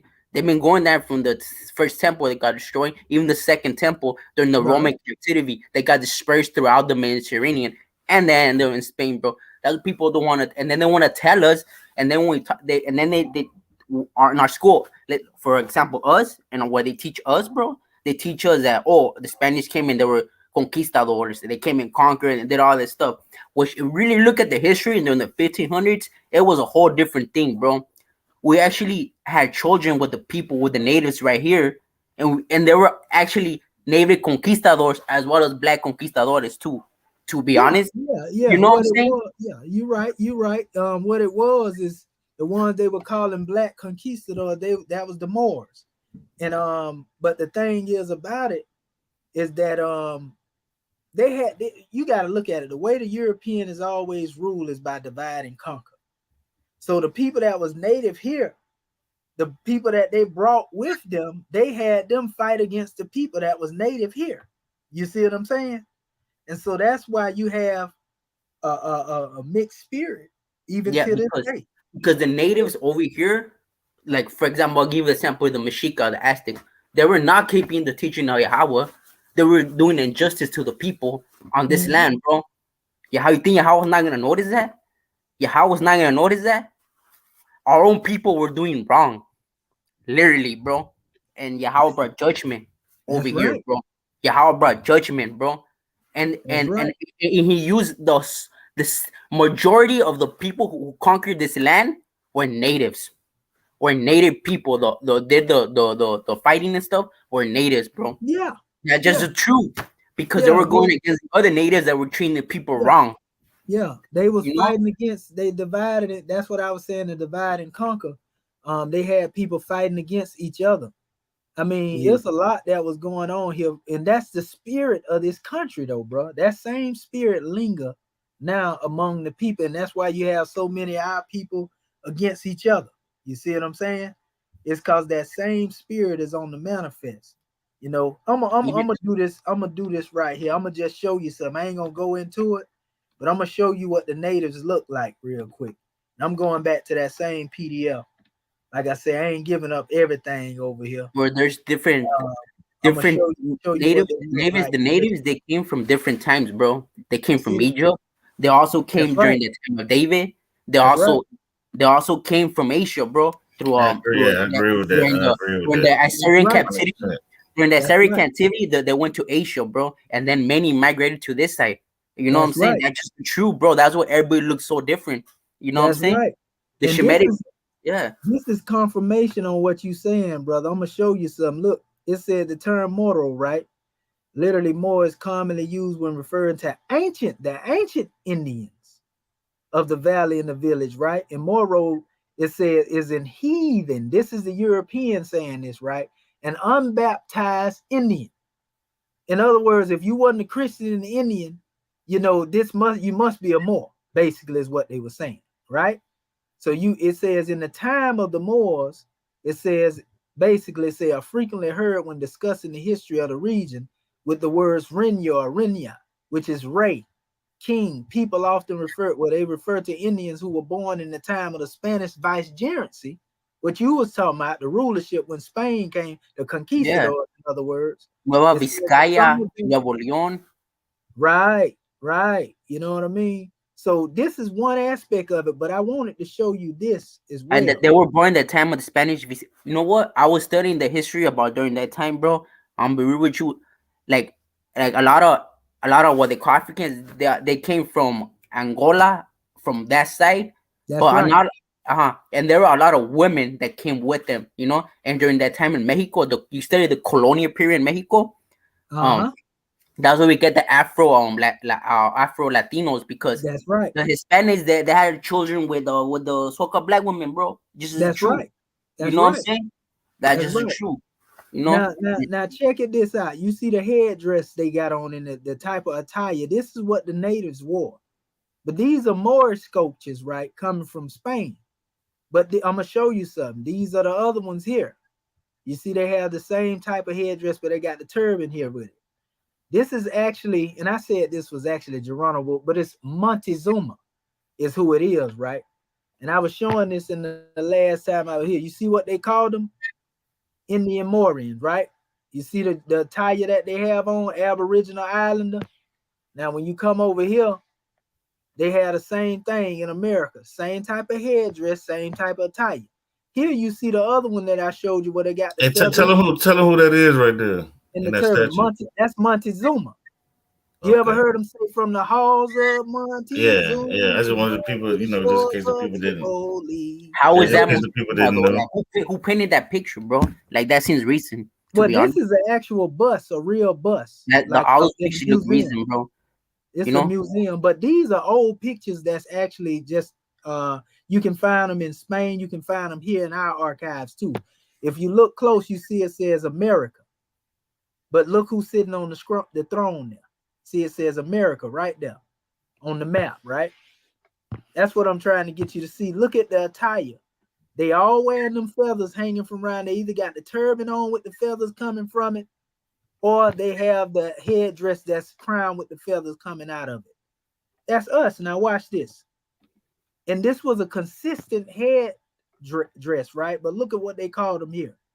The Venetian American Indian, they called them blackamoors. You see? Over here, the Italian blackamoor, this is in Italy now. And this is a bust of the American natives as well. So they was way over in Italy, but they even knew who the people are. Look at the same crown here, right? This is the consistent headdress that they have. And you're going to see how it evolved. See right here? The Indians of the Western Hemisphere. Same thing. Now you see them with the panthera skin on, but you still see them with that same headdress and the feathers. And the same thing with the feathers around the waist. And they was talking about the term Moor being applied.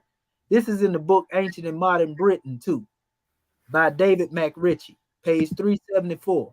In 1676, the native rated, this is a European talking now, races of New England was spoken of indifferently as Indians and Moors. And our British Indians also remembered as Moors. So they knew the British Indians as Moors and also the Indians, you know, over here. They were all known as Moors. Then they had the name the Inca. If you ever heard some of the Spanish or Latino people talk about the Incas, you know, the rulers or the kings, look at the Inca. Look at the complexion. Look at the headdress. Same headdress. You see? Well, those are cartoon pictures, bro. Huh? Those are cartoons. Well, what these are ancient pictures, brother, that come from the artwork of books that was written by different people in their history. That's all this is, basically a collection. Like if you were to go into Spain, or what about have you read the codex? Seen the codex? How come they don't? The Codex Sinaiticus? The codex, the people, the Mexicas and stuff like that. Oh, you talking about a different codex? The codex, yeah, the hieroglyphics and stuff. See this right here? This book, this is an actual book, and it has these pictures in it. This was their depictions of it. See, it says Mexico and Peru. What year was that? This is actually dealing with the New World about the 1600s when this book was written. You can go online and get the PDF. I understand that. I understand that there was, but like I said, like were there the original ones? Because yes, sir. That's what they depicted. Because see right here. This is America right here. So who were the original natives? Like original Shemitic. Who were they Shemitic or not? Or they were somebody else? Or they Kemetic? Were they? Well, when you look at these people as they are now, you gotta remember this after, you know, the biblical time, after the ancient time of Kemet. This is more modern, dealing with the Native Americans and the natives who are in the West that went into all different areas. What are they? Shemitic, Kemetic, Japhetic? Where are They they? got all blood in them, brother. It's mixed. They got a mixed blood. You can't really pinpoint them and say they won. Like I say in Spain, the Safari them went over there. The also, like I said earlier, the Falocia they went over there. You know, but we can also say if they went into Spain, we know some people that came from there came here. So Yeah, we they can did. see how that Israel line came here as well. You see what I'm saying? Yeah, But we can they also had see how the trade. other They had line came. trade. You see? But what I'm showing you, I'm just showing you the ancient natives, and I'm showing you how they look, you know, and how they evolved to become what we seen later. See, every time they showed the ancient natives of America in literature, they showed them as melanated people. See, it say Australoid, American, America, you know, right here. Here's another one. Same thing. These are pictures not created recently, bro. These are pictures that come from, you know, the Europeans themselves. This is what they saying they seen the people as. So the thing is, they don't want to tell you that. See, it says here Indimorian again, what I was showing you earlier. So the But Indian and the Moor name was always used synonymous with each other. Here it is right here. Look at this European woman right here with the flag standing next to the Moorish brother, which was an Indian. You see what I'm saying? You see a divide in between there, right? So, like, this is like all throughout the history. That's Montezuma again. Look at him right there. Now, I showed you the statue of how Montezuma come he earlier. looks different than the other picture? Right. That's because that was a This is statue. what it means. They got cartoons, bro. Look, I have a picture right here that Mhm. shows a dark skinned native, bro. And that's I'll Here's, show you right here's, now. here's a picture of the native. That's what I was trying to get to for you, brother. See, they got the same thing on it, and they dark skinned it. You I know, know, but they're wearing the same attire that everybody else has. See where it says the Moor? Look at the Moor again, has the same headdress on. So, like, this is consistent, bro, throughout all the literature coming from Italy, the United States of America. That's the actual war right there that took place in the Carolinas right there, 1715. And this is what the Indians begin to look like, you know, by the time everything is over with. So when people see Indians now, this is what they think about. But I'm showing you how all that evolved from the ones in the past. This is what you look at when you see an Indian now. But in the past, you know, those Indians with them same headdresses, they come from one source, brother. You know. But I'm gonna shut this down right here because I'm giving up too much right now. no, let me show. I'm gonna show you something. I'm gonna show you I don't a want to real. give nobody this presentation yet because No, I still got to no, whoop. I seen those pictures before, bro. Don't trip. I No, seen I those. ain't talking about you. I'm talking about it's somebody else that I supposed to be debating, brother. They didn't Look, they didn't show up. I'm talking about them. Go ahead, brother. You got it. look. Can I share something real quick, real fast? Yeah, yeah. Oh, what the heck? Is it? Is it? Oh,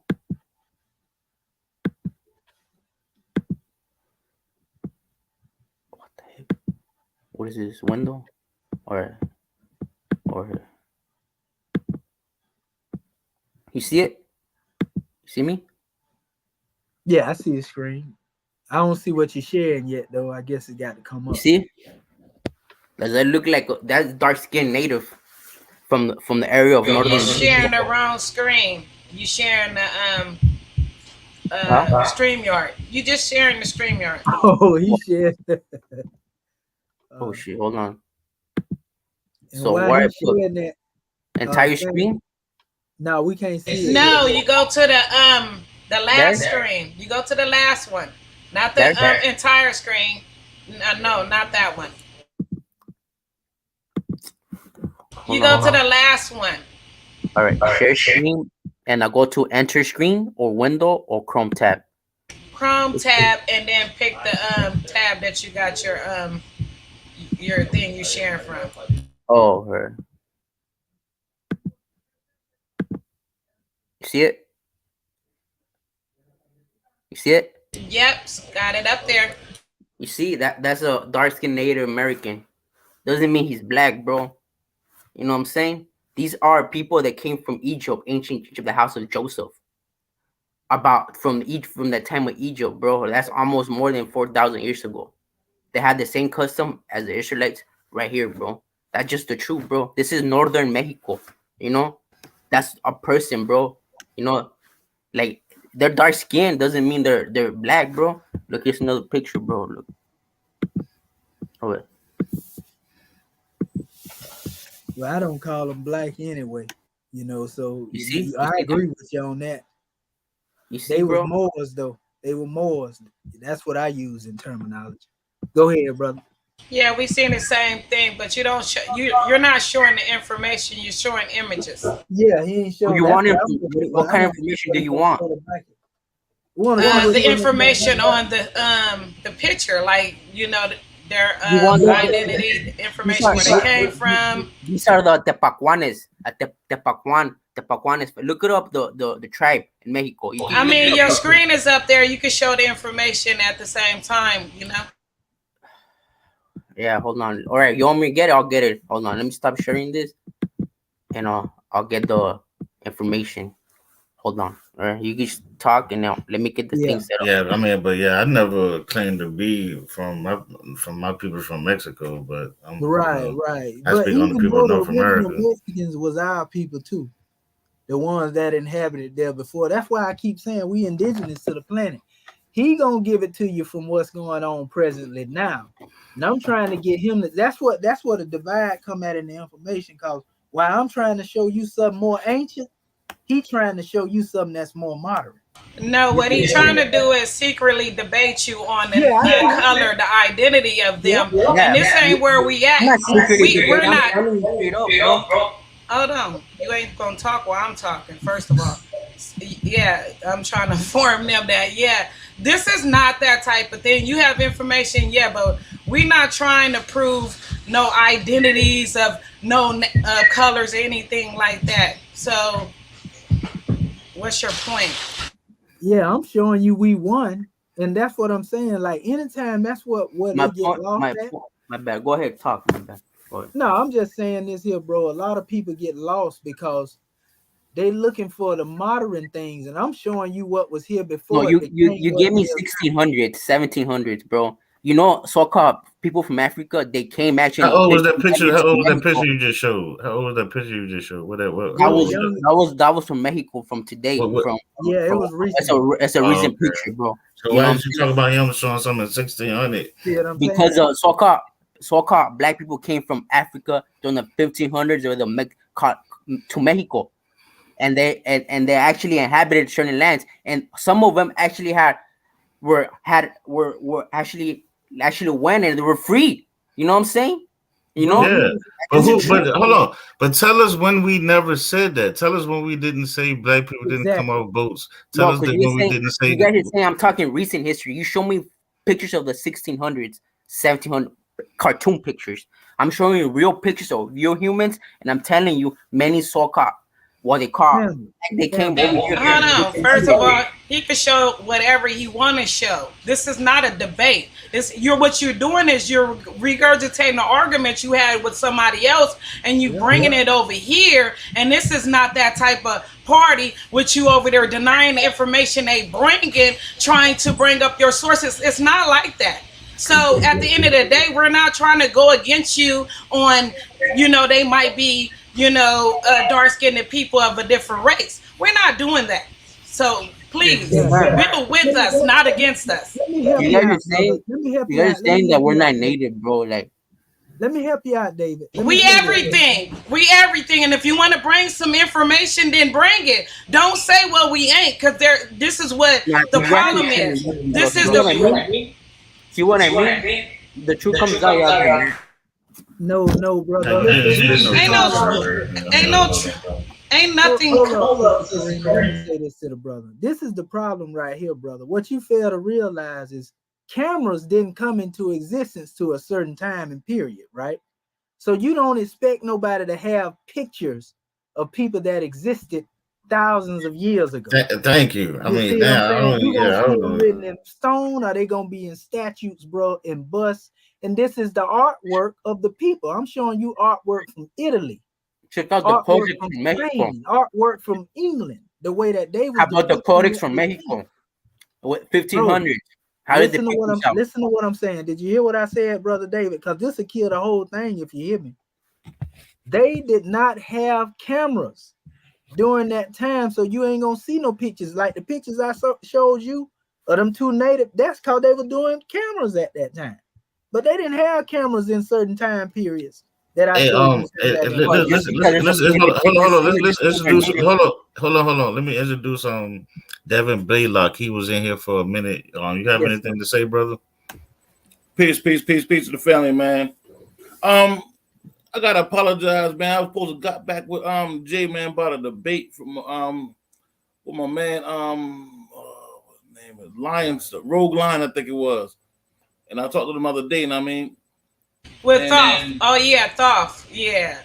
Yeah. Something about whether the so-called Mayans left here went over to these different places colonized. I talked to them the other day on another channel. I want to make sure before I leave here today, I leave my information with them because they said y'all was trying to get in touch with me. All right, leave it in the back chat. I'm gonna copy it and send it to them. All right, cool. Now, Father, do House of David. I talked to my man one time before. I think it was on Top Cat's channel. Oh yeah, the way that Kurumiro guy ran away. He never showed up. Yeah. What's going on with you, King? I'm just right here, bro. I'm just trying to. I don't know, bro. I don't trying to do. I don't even know why I came here, bro. To be honest, I just heard somebody talking about natives and Israelites and stuff, and I have a lot of history, but I have a lot of information I want to pull out, bro, because there's a lot of misinformation, and our people is like they're falling for it, bro. Like, you know what I'm saying? And I don't like that. You know what I'm saying? I just don't like that. And how I put this in my spirit, bro, to come here. You know what I'm saying? Speak the truth, bro. That's all. So what are you saying that we are? Huh? What are you saying we are? They're different types, bro. They're not just one, you know. But who on this show said we were one thing? Said that the original Native Americans. When did I say when did I say that? What? Native Americans. When did Indians original? The original what though? You said you the original Israelite, correct? Yeah. Cool. And that's basically on what side of your family though? Like I'm from Spain and Mexico. Cool. I got you. Mm-hmm. Last time we were talking about how the so-called Sephardic Jews left Spain and came over to Mexico, correct? Correct. Yeah. And how they started populating the areas over there. Yes. And from that contact, you said you are Israelite because of that particular contact. Now, I was prior to that during the Mexican side. There was already Israelites in Mexico. Yeah, from the house they came from Egypt. They came from the time of David, and also came during the Serikati. Some of them came to Asia. You know, people say that Serikati they went to America. No, they went to Asia, and then from Asia, some of them migrated to South America over here. That's just the truth. Well, hold on. Say it again. Say what happened. I don't subscribe to that. I understand what you're saying, though, but I don't the Israelites to that part. And this continent, the original were Shemitic people. Shemitic people. Shemitic. And what do you think the Semitic people look like? From Egypt, huh? What did the Semitic people look like that he was describing? Shemitic brown. We're brown. They're brown people. Now what language now? Because we got a language on here right now. So what language can you show me that them people were talking Shemitic? I just want to know. For example, the Shemitic. I mean, no. I said, can you show me? I said, show. The Shemitic symbol Ba, meaning family to dwell. You know which is that one? That looks like a G upside down or something. They have it over here too as well. Mm-hmm. And Mexico. I can tell. Also, they also have what people call the cross, whatever, which is just a letter, which just means a mark in Shemitic language, and they have this over here too. Hold on. What people are you talking about in Mexico? Okay, like what I'm talking about the natives, bro. Who are you talking about? I'm talking about northern Mexico, no, the Nahua people. But who are they ancient? Who are they ancient wise? Which consists of the people from Mexico and United States. Hold on, calm down for a second. What okay, ancient wise, who would they be? Olmecs, Aztecs, Mayan, like who? Okay, the original inhabitants of this continent were Shemitic. Listen to me. Hold on. What if you? I know you're talking about Mexico, but what Yaktan. tribe Yaktan. of people? What ancient tribe Yaktan. of people would they have been? Yaktan. Locked in. Yaktan, that's the son of Shem, right? Yaktan, right? Oh my god. He's a Hebrew. He's a son of Hebrew, the Hebrew Peninsula, Hebrew. I, They are, you know, I don't then know if you understand what I'm asking. I don't know if you understand what I'm We asking. don't you know get who's what you're saying, Yaktan? Yaktan in the scripture. No. Okay, you say Mexican. You say you from Mexico, right? So you said these people. Who are these people ancient wise? Like in the ancient times, who they be connected? Shemitic. Shem, sons of Shem. We still ain't getting what you're saying, brother. No, what are you trying to? Well, ask the question. Who are they? You saying that? Who are? I'm telling you who they are. Yaktan, Yucatan Peninsula. That's what it's named. Yaktan, the Hebrew Peninsula. All right. And then from Egypt, the Israelites, the house of Judah and Joseph ruled. Joseph was over Egypt, bro. Joseph, Ephraim, and Manasseh. The descendants that came over here from that time. No, not the ones that came over here. He was gonna make Yeshua a great nation when he left out of Egypt, out of Canaan, out of Israel. He said, "Go, do not be afraid. Go into Egypt, and I'm gonna make you a great nation." Didn't he said that? No, hold on. No, What that's not even a question. About though, brother. Hold up, Egypt do you think he was talking about? Because there's many places they would call Egypt. Hold up, I mean, brother. Let me ask the brother this question, because he talking about the Shemitic, right? And I respect where he coming from, right? But I want to ask you this. I'm sharing something. I want to ask you what you're looking at right here. What is this right here? What language is this right here, brother? I don't know. I can't really see what you're showing. Is it showing now, Kareem? It's showing there. Yeah. What language that is, brother? That means that means the first letter means strong leader. I ask you. That's what it means. I asked you what language it Shemitic, is, bro. Shemitic. You say this is Shemitic? That's what they call this? No, because we taught the Egyptians, bro. What? Listen, dude. You saying they call this Shemitic? No, that symbol right there with the bull. That means means strong leader. You know, that's what it means. That's what that one. No, you're wrong when you say that. Yeah, it does. It does mean that. But listen. It means Aleph, my brother.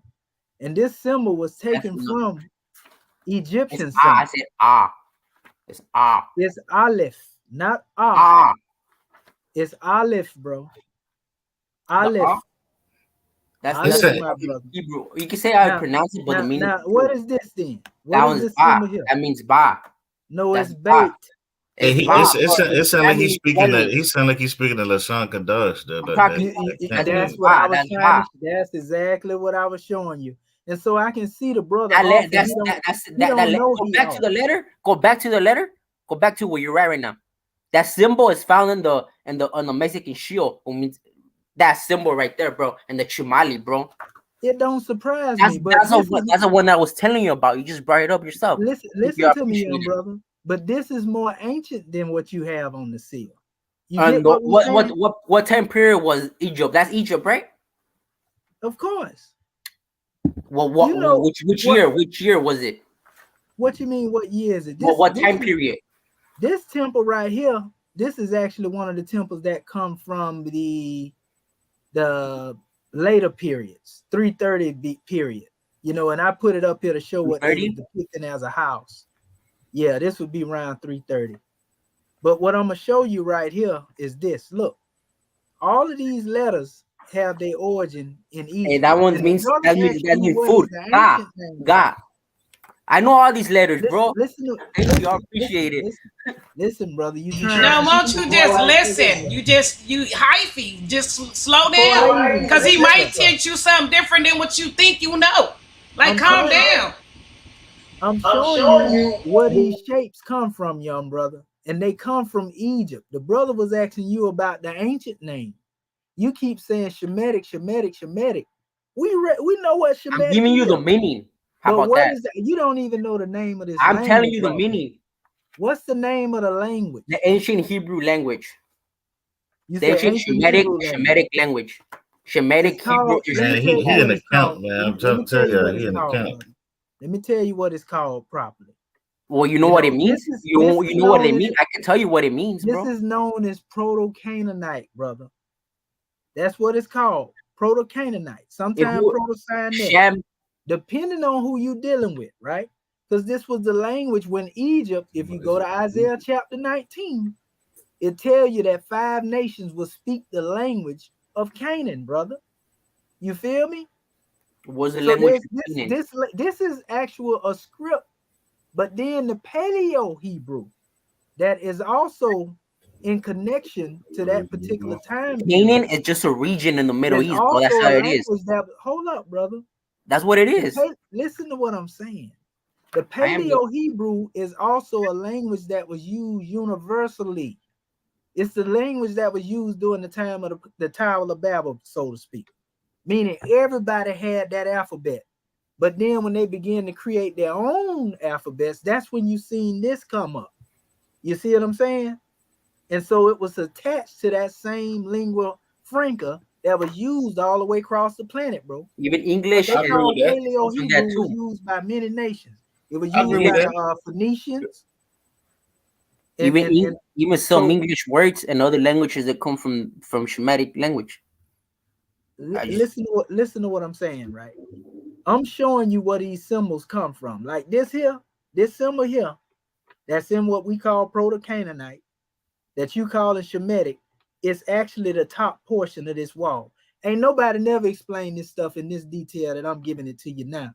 I don't even go in my archive. You see the symbol in here? It's come from the temple of Amun. You see the symbol where they have their hands up? That comes straight up out of, this is the symbol that you will find in the Canaanite, but it comes from Egypt. You didn't think Shem talk? You didn't think Shem talk? Hey, Kamisha, I'm just gonna let you know, man. You my favorite. You my favorite. Yeah, I might as well close this up. Kamisha. No, I was gonna say you my favorite presentation person, man. Like, bro, I'm giving you the meaning what it putting that stuff out there. I got a question for you, Kamisha. It's long. I got a question for you, right? Yes, sir. All right. Those symbols you showing, correct? Yes, sir. Would you say that all those people in the land of Canaan spoke the same language as the so-called Hebrews? I'm saying that was the proto-language of what's now called Hebrew. Cool. So now, and basically what right? I'm asking another question. Go ahead, brother. Can you say that there were languages of, older versions of Hebrew over here in the Americas? Yes, there is. There's that. All those symbols you showed, they're right here. Hold up, brother. Let me answer the brother question. That language that we was talking about earlier, when I was saying Paleo-Hebrew go all the way around the world. Yes. That language can be found in North Africa, all the way over into the Iberian Peninsula, all the way over into the Americas. Yes, sir. Exactly. And that's why I'm saying, and this is coming from a dispersion, but Shemitic people went all over the world. Hebrews, Shemitic people went all over the world. Right? But it was called something else prior to being called Hebrew. Yeah. You see what I'm saying? Yeah, the Hebrew is just the one that's staying more true to trying to keep that old alphabet. Whereas other nations have created their languages based on the alphabet, and they went on with their own languages. Hebrews are still staying connected to the language that was actually there since the time of the Tower. Hey, Kamisha, let me ask you this then, because right, I studied, I looked up the languages that they can decipher, and one of it is the Olmecs. And once I know this, it's a lot of people claim that they know a lot of history of the Olmecs, but they can't even decipher that language. You say the Olmecs? Yeah, the Olmecs. Yeah.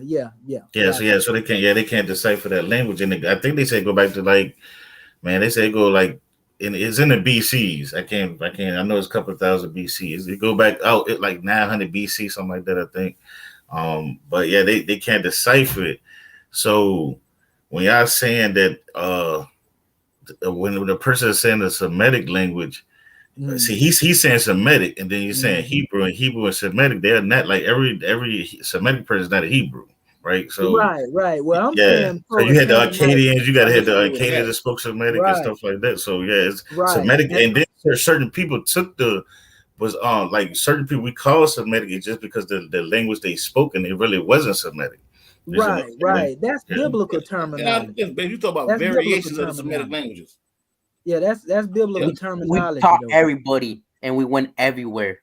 And No, but my Shemitic question people, we on went everywhere. it. And we had Hold children on, with hold our on, nations, hold bro. on. We do not discriminate. We had children with Hold our on, nations. hold on. But my question was on. Wait. You hold on. Y'all missing what this dude is saying. What nationality are you? I want to call it, bro. Huh? I'm what they call Mexican. Oh wait, hold on. I can't even hear you. What? I'm what they call a modern day Mexican.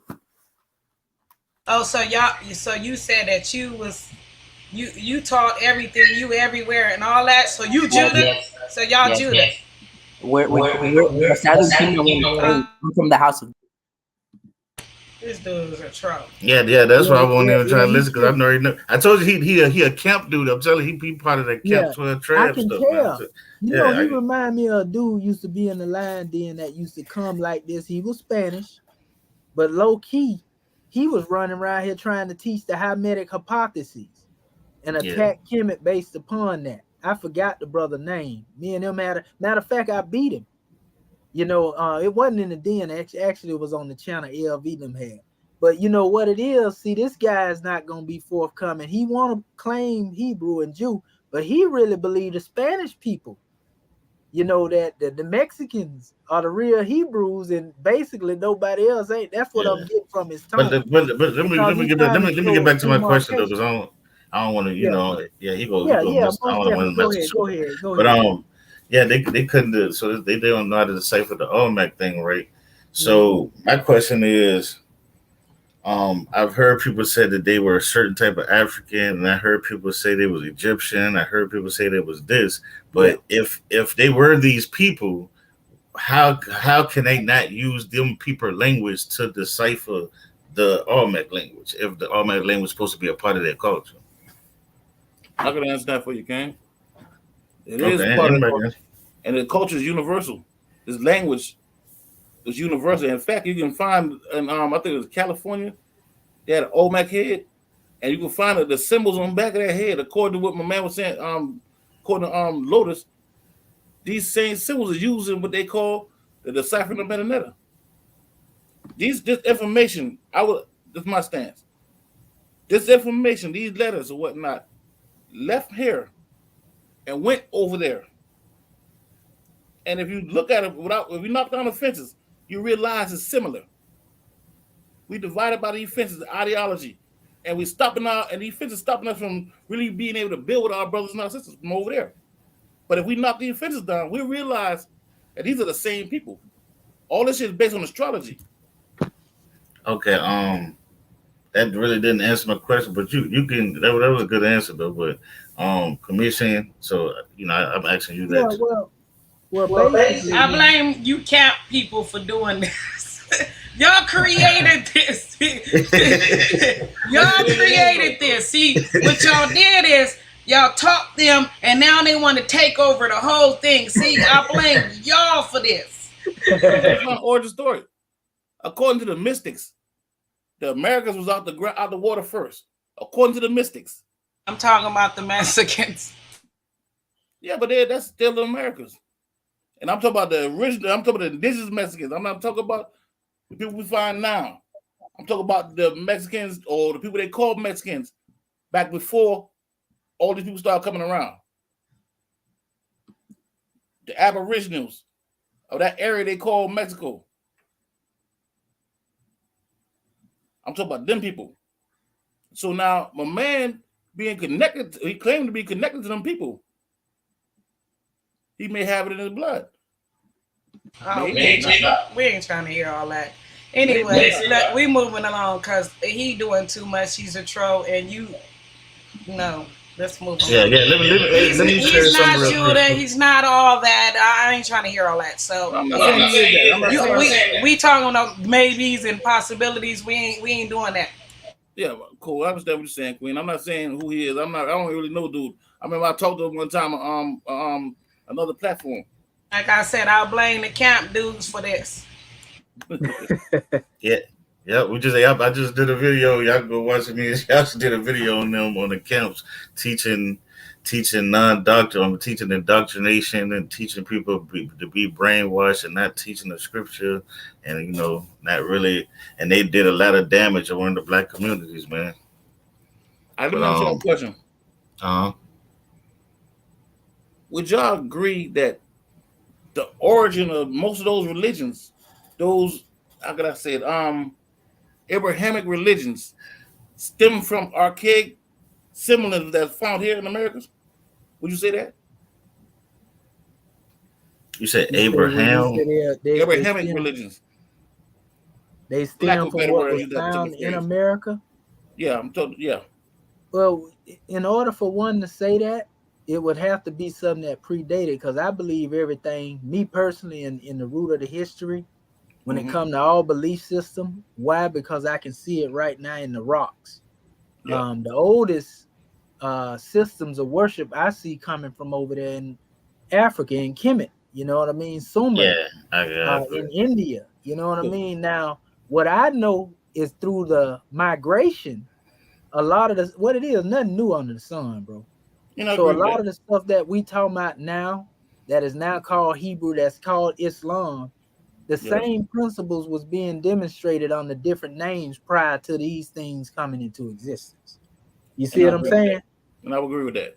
Yeah, And let so, me read this real quick go before we ahead, do brother. it. This is just me showing because the dude one was anybody said show me a source. This is better than the source. This is me who did field work, went to the Jamestown Mm-hmm. historical site where they digging up stuff.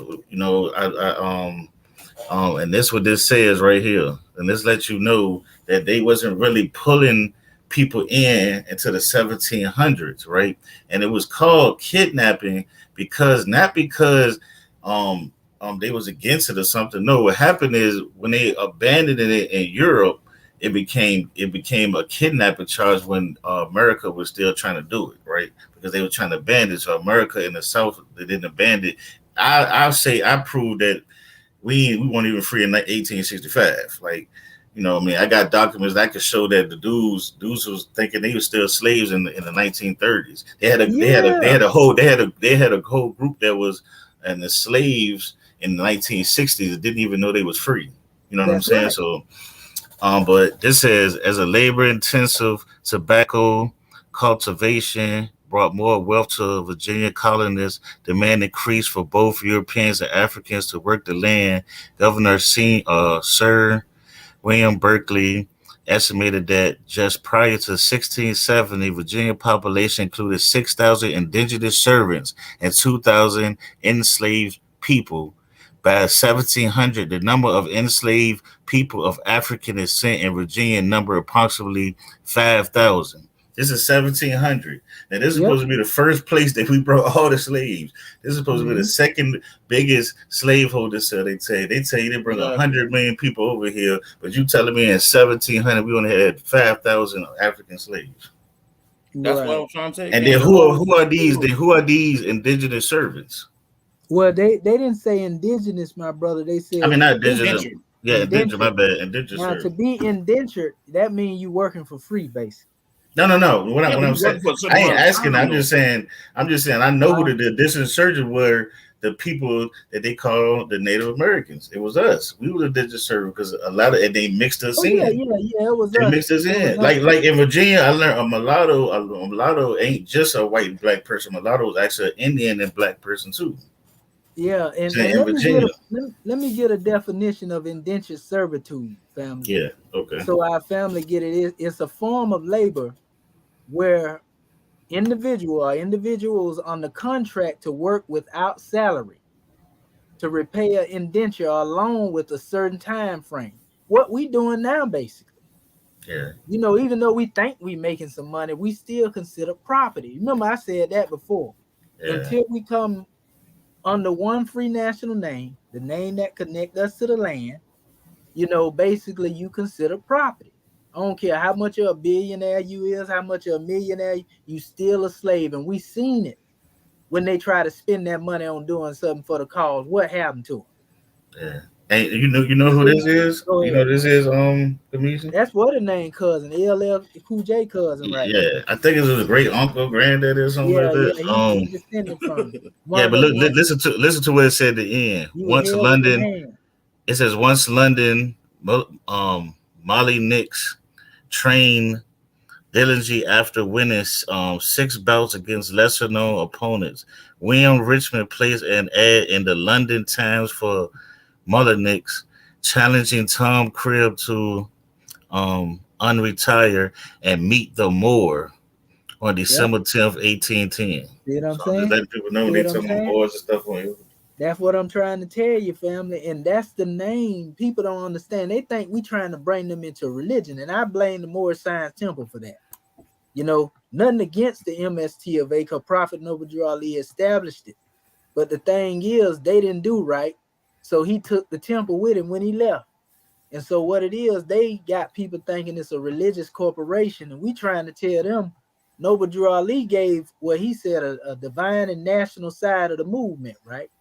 The divine side deal with you being able to be spiritually in tune with the creator, knowing where you're coming from, knowing all the divinity and everything.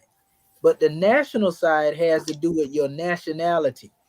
You know, and the importance of this name Moor ain't got nothing to do with religion. That's what people getting it wrong at. We trying to tell you how people trying to run up on the saying, well, I'm a Native American, I'm Cherokee, I'm Choctaw, I'm this. But what they fail to realize is most of the native tribes have agreed to be, not most, all of them. You can take it off. I ain't They, know what I was saying. well, they have agreed to be up on the corporate governance. You feel me? And corporate governance is meaning that the government got control over you. So a reservation is where you reserve a space so nobody can get in it. If you want to get a hotel room, I tell you, this is the easy way to understand it. And you don't want nobody else to get there. What you do to that room? You reserve it. Yeah. It's a reservation, right? Yeah. And that's the same thing the modern day Indian reservation is. It's on the federal charter. So that means it's subject to the federal government. They are not as free as people think they is. That's why they can go in there, shut their casino down. This now, when you deal with the name Moor, on the other hand, the European acknowledged it in their law in the 1740 laws that was being established that Moors were not considered Negroes, nor was they considered slaves. You feel me? And so this means that if we were called by that, and the Moors are natives, which I was showing you in the picture, that was my purpose of showing you that, the name Moor ties us to this land. Get out of the religious mindset. And if all of our people claim that name, we own the land. I ain't talking about that stuff Taj Tariq Bey and them be talking about. That's garbage. I ain't talking about all that squat on the land and sit in somebody. No, that's Europeanism. I'm talking about the name that really attach us to this land. If we as a whole, no matter what we believe, because we know we already had Moorish Hebrews. We already know this. Yeah. But if our people would claim their name, regardless of what they believe, we could take this country back. And people don't even know it. Because what happened is, go ahead, brother. Go ahead, I'm just agreeing with you, King. Yes, sir. Yes, sir. And so what happened is, for years, King. You made a point I was trying to make for years. Yeah, but they keep getting it twisted. But see, this is done on purpose, bro. I feel agent provocateurs have infiltrated the Moorish movement, you know, to make that type of conflict, so it will cause people to run away, because they know once we claim that, it's over. It's a wrap, bro. And what it is we claim it as a whole, being that we done already been accepted in my body. The United Nations already recognize us as a government. Problem is, our people don't recognize that they got a government. They think it's some play stuff. When these people, I got it right here stamped in paperwork. They told us to go build a government. They say they've been waiting on this for 50, 60 years. They've been waiting on us. They say, now go back and get your people, form yourself a government, get the tally, get the census and all that, and bring them. And so the thing is they asking the question, is there a unanimous will among your people to be free? Meaning, do everybody want to be free? And everybody don't want to be free. They like two inmates fighting over who gonna sleep on the top and the bottom bunk. The door wide open. But they Yeah, steady fighting yeah. about. Let me reply Go to ahead, that. go Let me ahead, bro. reply to that part. Go You say, ahead. "Well, I don't want to be free now." I agree with everything you say because this is the thing I try to, tell the Israelites all the time. And what happened is the camps, to me, I don't want to keep speaking on it, but the camps at this time have made it a religious thing, and now we're trying to get people to come back into understanding that Israel was a nationality thing. And when they talk about them laws, people talk about laws like it's a religious thing that you're supposed to individually follow. When I can show people, and I've already proved to people that you cannot physically follow all 613 of them, because a lot of them have to do with when you on your land, right? So we have to go from being a religion to a nationality. You know what I'm saying? And nationality means what? Land, culture, a That's right. law. You know what I'm saying? Work, stuff like that. That's As right. long as you stay a religion, you're There you never go. gonna have that concept, because you don't know which you start losing the touch reality, and you There you really go. do, and people There don't you really go. understand that. And that's Last what we question, need to King. be saying about the You Islam deal with aspect. astrology? Go ahead, brother. Y'all deal with astrology or Yes, astronomy? sir. Ah, Yes, cool. sir. So would you agree that once this particular plane they call Earth, Asia, whatever you want to call it, get into a certain part of the atmosphere, just thing they call the information age, or Aquarius, or whatever you want to call it. We in the age of Aquarius now. That's right. All right, cool. Everybody's starting to wake up, but we all haven't fully awakened. Right. We all didn't wake up at the exact same time. Some people woke up a little earlier, and they picked these things up earlier. But we still got brothers and sisters out here that's just waking up. So we got to walk them through it. Right. Yep. You're You right. You're understand? right. And I Until you agree. meet your higher self, you still dealing with a thing they call emotions. And once we got Yep. emotional attachment to it, a source of information, we don't think outside that source of information. If somebody could test that source of information, we feel offended because us as a people still haven't reached our higher Yep. self yet. So we still got emotional ties to little things Yeah, like, brother. You know what you're saying is true.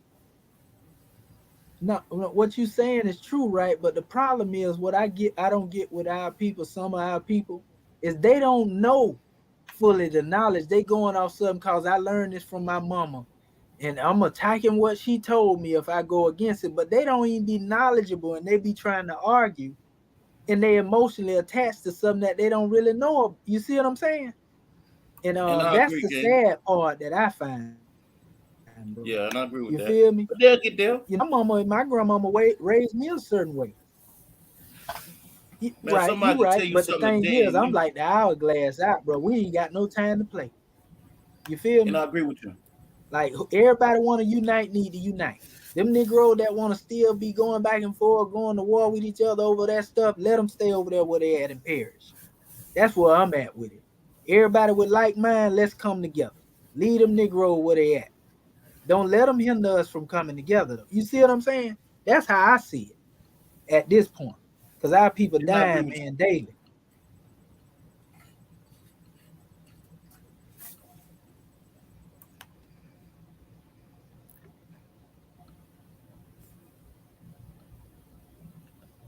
Yeah, I like the discussion, man. We got into a lot of good things, boy. I'm trying to tell you. Got another little thing. Y'all probably already been through it. I'm just coming on. Uh-huh. But this term, America, a Mixum, America, these particular etymology of this particular term, we need to dive into that. Well, you talking about a Mexum, and that's another thing. People don't know that's the real name for what they Yeah, call Mexico. yeah. You know what he talking about Or the Mexico, Olmecs. Mexico? You know, it was called Mexi, Amex. You know, they even named the place for precious metals now. That's what they call it, Amex, Apmex. But Amex, Amexium actually goes back to Northeast Africa and Northwest Africa as well. There's a connection to this. They kept that name. One was known as Oxum and one is known as Axum. You see? And so when we say Amexum, This is what we're dealing with. We really talking about the land of the gods before the continental drift, before there was a separation. You know, before everything separated, it was known as a Mexum. This is ancient records. We give you that history, and so we was indigenous to that. Wasn't no European running around then. Where they was? How? When they didn't exist back during that time. You feel me? Yeah, So this when you this talk, this Jamestown historical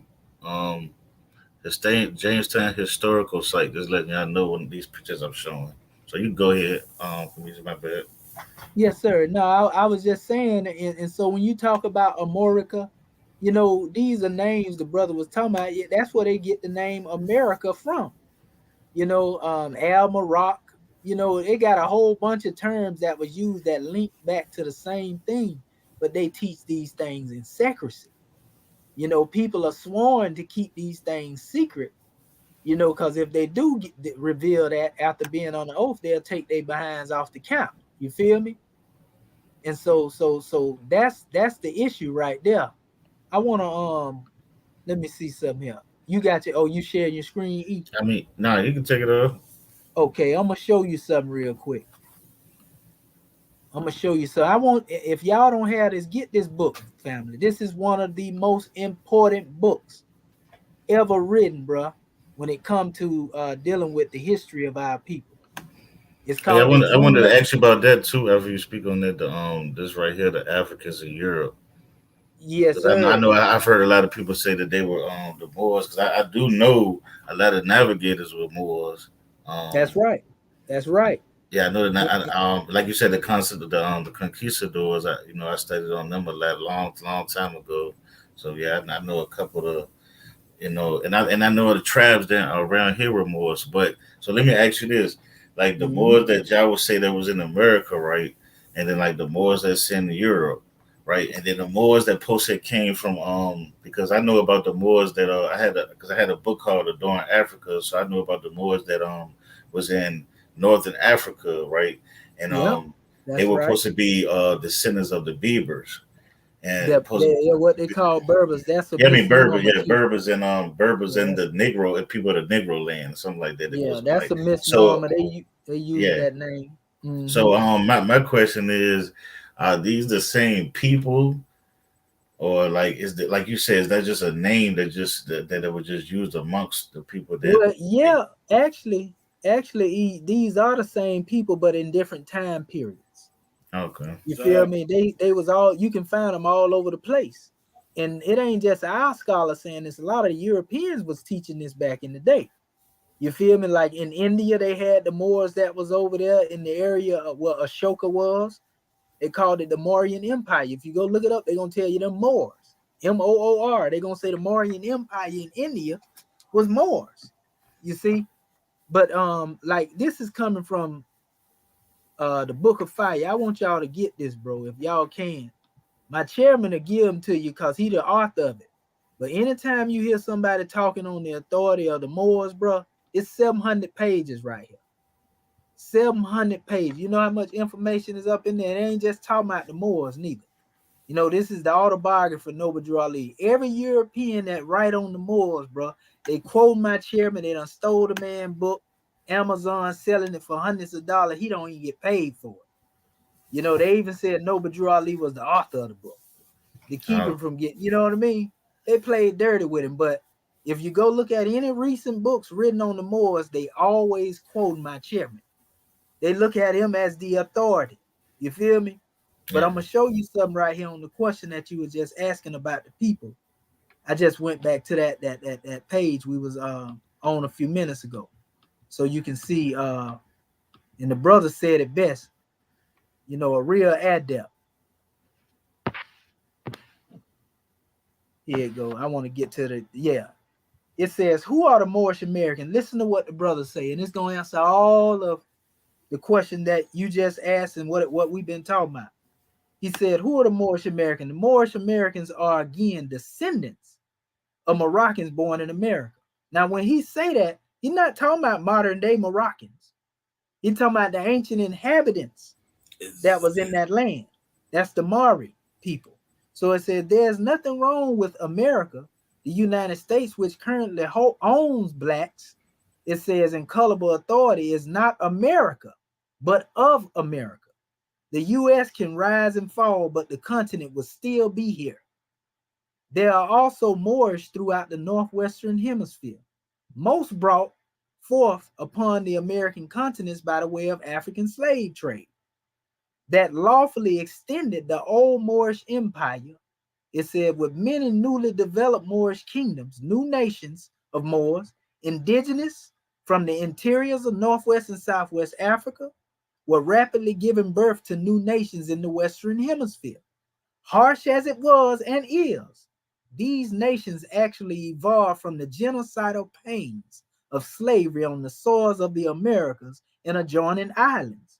All who had a hand in the business of African slaves, from the Pope to Freemasonry, were so blinded with financial greed and lust for power, they could not see the consequences of African slavery as a divine resurrection of many African nations. To this day, a few of the new Moorish nations are Moorish Americans, Moorish Canadians, Moorish Ecuadorians, Moorish Virgin Islanders, Moorish Mexicans, Moorish Cubans, Moorish Bahamians, Moorish Jamaicans, Moorish Haitians, Moorish Nicaraguans, Moorish Trinidadians, Moorish Arubians, Moorish Puerto Ricans, Moorish Hondurans, Moorish Panamanians, Moorish Brazilians. All of these are Moorish from the northwest and southwest shores of Africa. Nobody would debate that. You see, they may have a problem with hearing the term Moorish if they don't know no better, but nobody would debate that all of these people come from one people in all actuality. So it says the genealogy of the Moorish Americans. Before the great historians J.A. Rogers, Dr. Ivan Van Sertima, John Henry Clark, Lauren Bennett, Dr. Joseph Joseph Ben Yakanan, etc. It said first there was Prophet Noble Drew Ali. While it is true, history is not an exact science. The ex-slaves should be consciously selective in their search of the self. By design, American slaves are the only rejected cornerstone to the pyramid of families. The solidarity of That's these deep. American That's deep. slaves. My bad. that The was deep chairman right of there. peace now with it when it come in name. We don't say that in a bad way. We talking about he ain't nothing to be played with now. He studied the greats. He ain't just coming from Moorish perspectives in that. Watch him now. He said the solidarity of these brilliant authors use love and history to warn the Moors of today to stop accepting European maps, charts, literatures depicting Africa and human family as an ultimate gospel. Don't you hear me saying that all the time? We got to stop using European historical, European. Nothing wrong with going into the history, but also you got to do your own research and write your own history. That's what we failing to do. All these so-called masterminds, and we ain't got a whole bunch of books, you know, from scholars that's dealing with these things of antiquity in detail. Something wrong with that. So it's a common sense dictates it is not in the best interest of a slave master to provide his slave with those things necessary that will make the latter greater, latter greater than the former. It says, and rarely will the conqueror accurately record the greatness of the conquered. The divine names and ancient tribal boundaries to the geographics of Africa and her nations of children having been touched by the pale-skinned nations of Europe are barely recognizable and should not be accepted as gospel. What qualifies an invader as an expert historian of a subjugated land? Why accept? Now listen to this. Why accept the criminal's description of the crime? The greatest of failures are assured to a people who do not believe in the capacity of themselves. Worse yet, to believe the words of a known oppressor while boldly repudiating the guidance of their own blood has become socially acceptable. This is like watching a predator fish displaying the characteristics of a bottom feeder. Drew Ali calls the programming of the Negro mind, which makes them to be opposed to blacks who detest their own colored brother for looking down on the African Americans of today is mental slavery. It says through the criminal process of denationalization, and that's what happened to us, brother. Denationalization is a crime of humanity. That's why we before the United Nations. Because if you take a person's nationality from them, you stripping them of their culture, their creed, and everything. If you didn't know that, when our people say our culture is denationalization, it was what's taking place.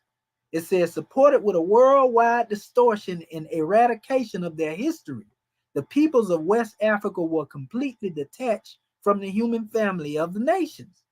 They were earmarked by the letter of the law to perpetual slavery, and the reject labels of Negro, Black, and Colored were legally applied to bury the true status of a once noble people. The modern Moorish families, tribes, and nations of Americas and the adjoining islands were and are all members of the same human family. The African slave trade was entirely supplied with indigenous nationals from the northwestern and southwestern shores of Africa. Since the Moorish in the Western Hemisphere are the only people detached as descendants of the mothers and fathers of the human family, Adam and Eve, it is befitting they track their genealogy through the family national migration of their forefathers. As the only nationless people on the earth, NBC must trace themselves through the succession of regimes leading up to the present Moroccan Empire. Following this order, they will be able to see they are today what their forefathers were yesterday and are not NBC. So the Moorish American must trace their genealogy through human family expansion of nations. According to Noble Drew Ali, the origin of the human family began in ancient East Amexem. The prophet reminds the Moors that Egypt was the capital empire of the Dominion of Africa. The inhabitants of Africa are descendants of the ancient Canaanite from the land of Canaan. This is where they get crossed up at. Because they get it twisted and say, oh, he say Canaanite. Family, we talking about what the land was called biblically in that particular region. Exactly. See, today they call it the Arabian Peninsula and all other type of stuff. So don't get it twisted. He's just giving you names because he also tell you, well, what's the modern name of, Africa?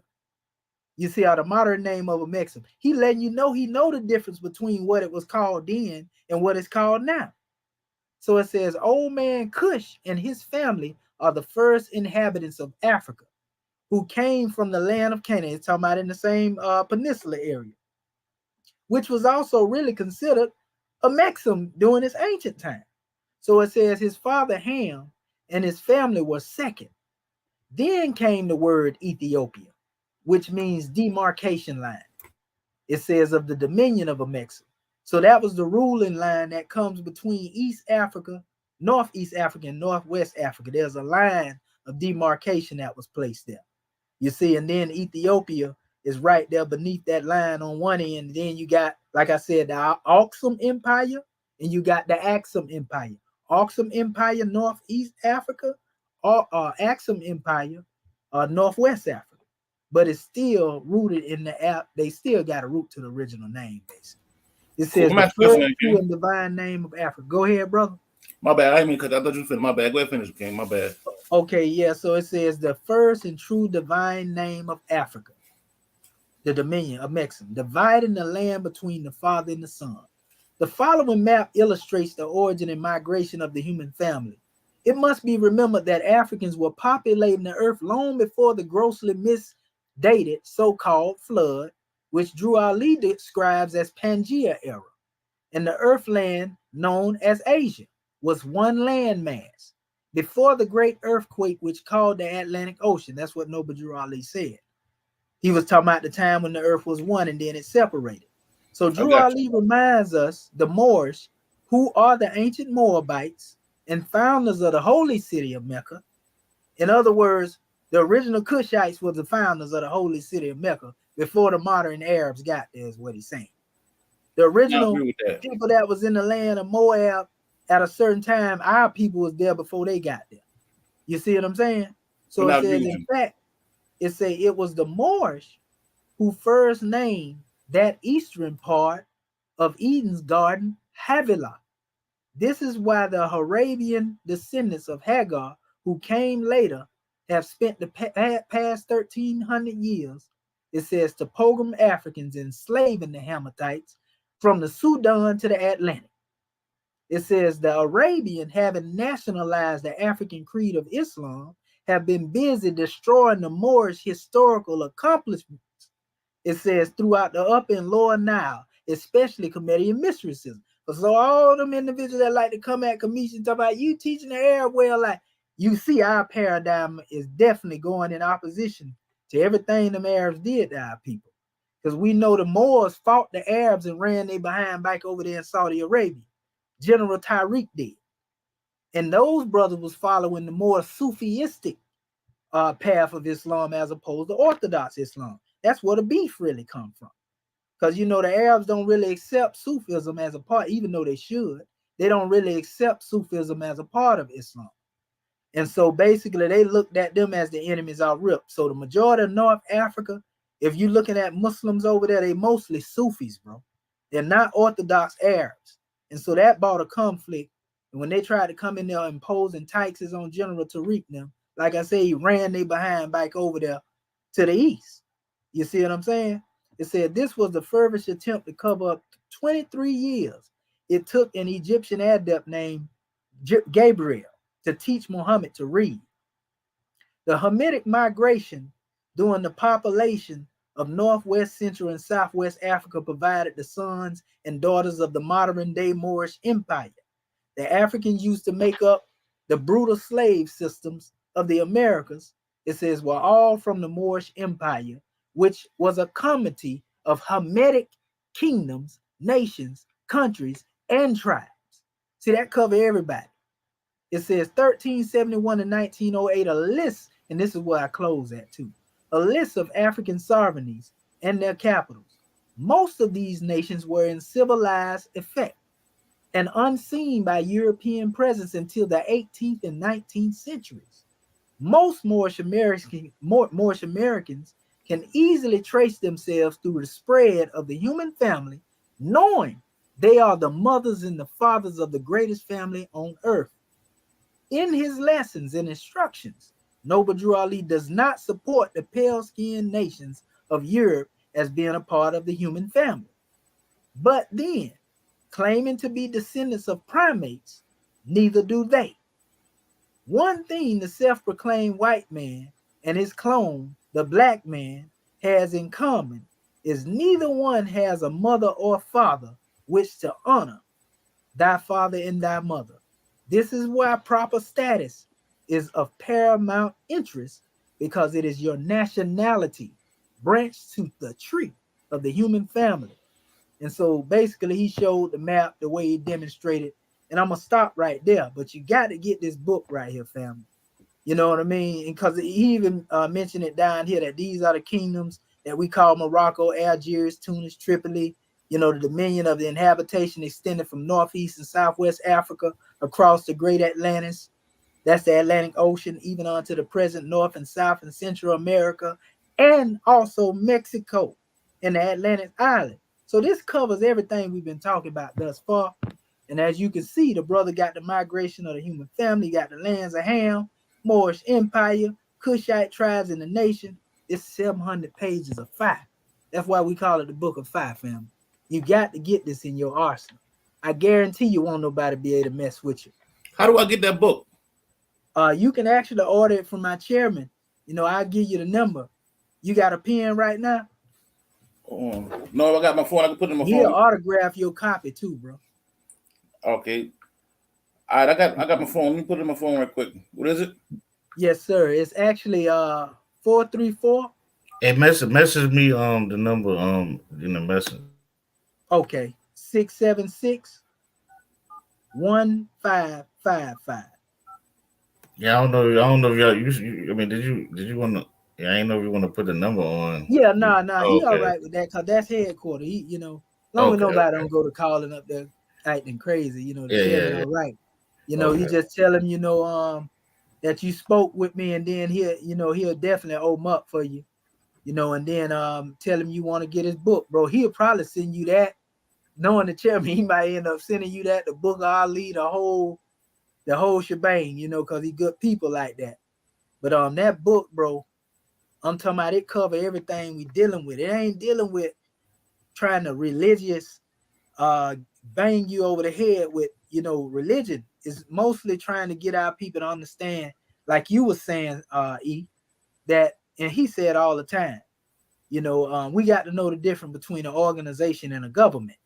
Because we got people in the Moorish Sign Temple that'll tell you the Moorish Sign Temple is a government, and we know that's a lie. I don't say that to attack them brothers, but think about it, brother. Every religious corporation that exists, if they try to get involved in politics, they can take a 501c3.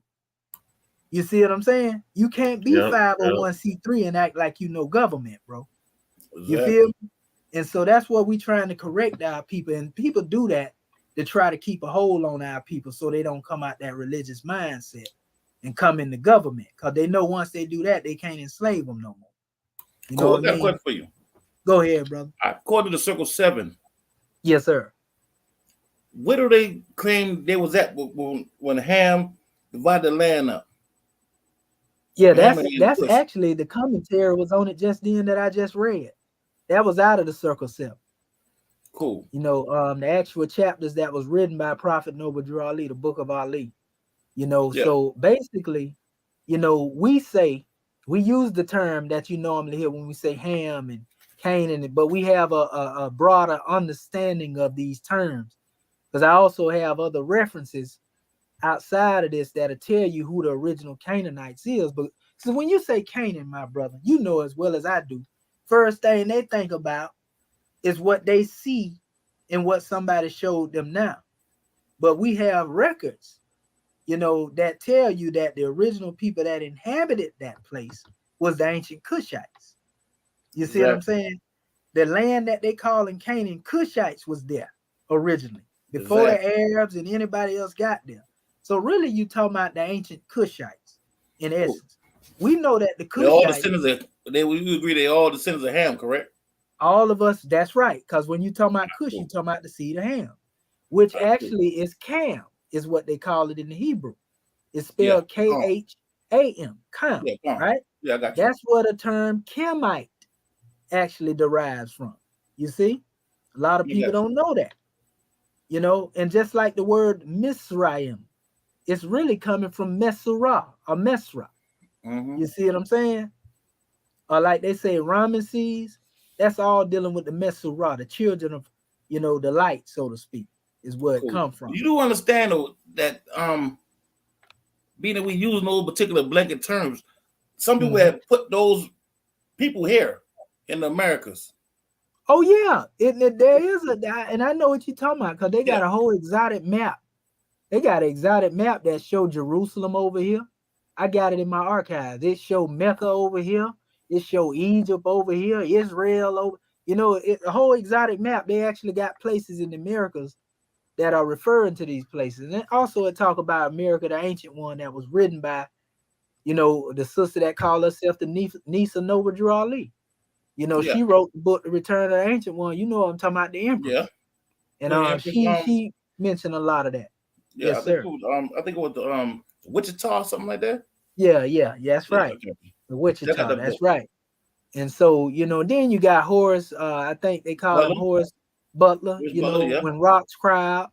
Yeah. You know, it's a lot of information. And what's really going on there, I'm gonna give it to you honestly. What's really going on there is that originally, you know, and there's books in, you know, and a lot of the Masons hide this information. They'll tell you that, you know, they go back to, in their craft, they work in a craft that existed before there was a continental drift, before everything separated. Cool. And so they would say what we now calling the Americas was a part of the African continent. See, they teach this stuff behind the continental drift thing. I understand what you're saying, though. I don't really subscribe to the continental drift thing, but I understand. Yeah, right. That's just the language they use on it. You know, like I say, Prophet Noble Drew Ali called it the Great Earthquake. You know, that caused the Atlantis. You know, he was talking about the splitting of the continent, so we know where he's coming from. Well, but you know, they use the term continental drift, and they more familiar with it, so that's why I use it for the audience. because Yeah, I they got may you. not know another term that I may Yeah, use. You see yeah. what I'm 'Cause a saying? lot of the cats over here are scientists too, so I understand what you Yes, mean. sir. Yes, Yeah, I understand sir. what you mean. Cool. You know, so yeah, man, it's a lot of information. That's why the Mississippi, you hear Mississippi talking about that all the time. Yeah, He always comparing the Mississippi River to the Nile. And yeah, they do that because that's exactly where they come from. They say, okay, Memphis, is right there. Memphis, Tennessee, and Memphis was one of the cities in Egypt. You got the yeah. river running down through there. Then you got the pyramid that's up. You see what I'm saying? Cairo and all that's right on All that that same was river. done on purpose. That was masonically done on purpose because they were trying to build an Egypt in the West, even though it was already here. Cool. So let me ask you a question again. Which one Yeah. you think was first? Come on, as far as the two continents, Egypt. Yeah, the two Egypts. Yes. well, based on all of the dating, I would have to stick with the solid corner of the motherland. And I'm going to say why. Because they chose a particular constellation that rotates around it for a representation of it. That's a whole nother measure, but that's in the Yeah, but Kemetic the teachings. constellation of Eagle was here though. Well, no, I'm referring to the constellation through which everything came in creation, though. You familiar with the constellation of the Musketti? I've heard about it, yeah. Yeah, and the Musketti is said to be I the didn't do my mouth. in-depth research on it, but I've heard of Yeah, it. well, I did a lot of in-depth research on it, and it's Cool. actually called the mouth of God. It's called the Garden of Eden. It's also known as Mount Meru. I know you're familiar with Mount Meru. Yeah.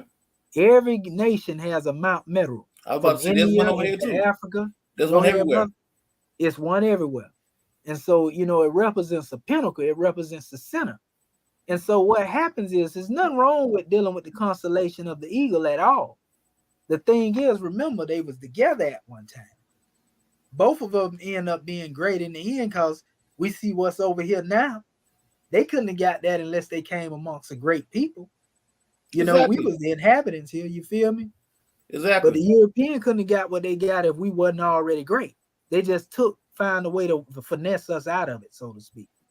Okay, But even in that, for qualification, when you say European, you talk about the so-called white people, or you talk about those people who came in here, conquering our people. Okay, so you do subscribe to the fact that the original Europeans were melanated also. You agree with that? Well, we use the term when we always refer to our people, like I say, we always use the term more. But in that area, I told you earlier, our people that went in that area, they was as melanated as ever. But I have works too in the book Ancient and Modern Britain, where they tell you that the original Merovingians, and I know you know who the Merovingians are. Yeah. They was Moors. Yeah. We got pictures of the king of England over there as a Moor. So, I got all that in my archive.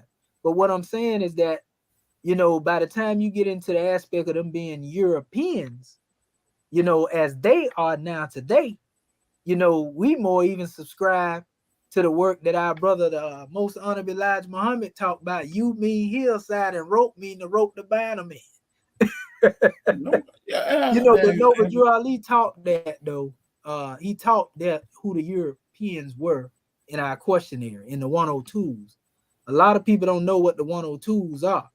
You know what I mean? But he give you the history and he tell you exactly who they are. I'm gonna show you real quick some of the questions in there that he give in that particular demonstration. The questions and the answers, and a lot of people realize, okay, well now I see where this come from. You feel me? You'll see where all this philosophy came. That's why you hear us say Europeans. Let me see right here. Because I got a lot of this stuff right here. Better yet, I can do it like this right here and get there quicker. I got a lot of this stuff. If you get you friend with me on Facebook, you can get all this information, bro. I put it out there. I don't hide nothing. Yeah, I don't have a Facebook account, though. Oh, you don't? You don't mess around with the book? I use it for teaching only, bro. Yeah, I use it for teaching. But I got so much families I'm at, man. It's so easy to get caught up in gossip, so I just not even deal with it. Yeah, you right. But I just use mine to teach. I that's all I got on here. Archives, everything that I'm saying. In fact, most of the stuff I researched, because I didn't just go off what my chairman wrote in the book. even though I know that he taught what he taught, I got to be me. I got to be myself as far as knowing the self. You feel me? Yeah. And so Gotta show yourself that's approved. why I went further into the research, and I found out that the brother was even more accurate than I already knew he was. You know, so I just be bringing my measures out here, you know, based upon, you know, whatever it is that he had drawn off of, but giving our people some clarity, you know, from another perspective of research. There's one thing to hear somebody or read what somebody else said, bro, but another thing to go do the research yourself. And that's what's wrong with a lot of our people. You know, they get caught up into the personality of the people that they follow, and they start worshiping the personality. And they won't study themselves. Then when somebody challenge them, they can't stand on nothing because they going by what somebody told them, but they don't know how to defend it. You feel me? So I got you. This is the 102s right here. You familiar with the 101? You probably seen them. Yeah, But I got this the is older what ones. Prophet Noble Drew Ali originally taught. He changed it later because the Moor wasn't really ready for it. See, it said, who were Adam and Eve, right? It says they are the ones who brought about discord in the holy city of Mecca and were cast out, right? It says, where did they go? They went into Europe. What is the modern name given to their children? Romans. What is the shade of their skin? Pale. So you automatically know who is being spoken of. It says, who is God in the holy city of Mecca to keep them from returning? Angels. It says, what is the modern name for those angels? It said Arabians, right? What is the shade of their skin? Olive, right? It says, are the Moorish Americans in relation to those angels? Yes, we all have the same father and mother. Give 5 names that are given to the descendants of Adam and Eve. Lucifer, Satan, devil, dragon, and beast. What is the devil sometimes called? The lower self. How many selves are there? 2. Name them. Higher self and lower self. What people represent the higher self? The angels who protect the holy city of Mecca. What people represent the lower self? Those who were cast out of the holy city and those who accept their teaching. Right? So then here you come, the NOI come behind that, and they lost found Muslim lesson number 1. Because they'll tell you nobody taught that the European, you know, was the devil, so to speak, until they taught it. But anyway, it said, why isn't the devil settled on the best part of the planet, Earth? Answer, because the earth belongs to the original black man.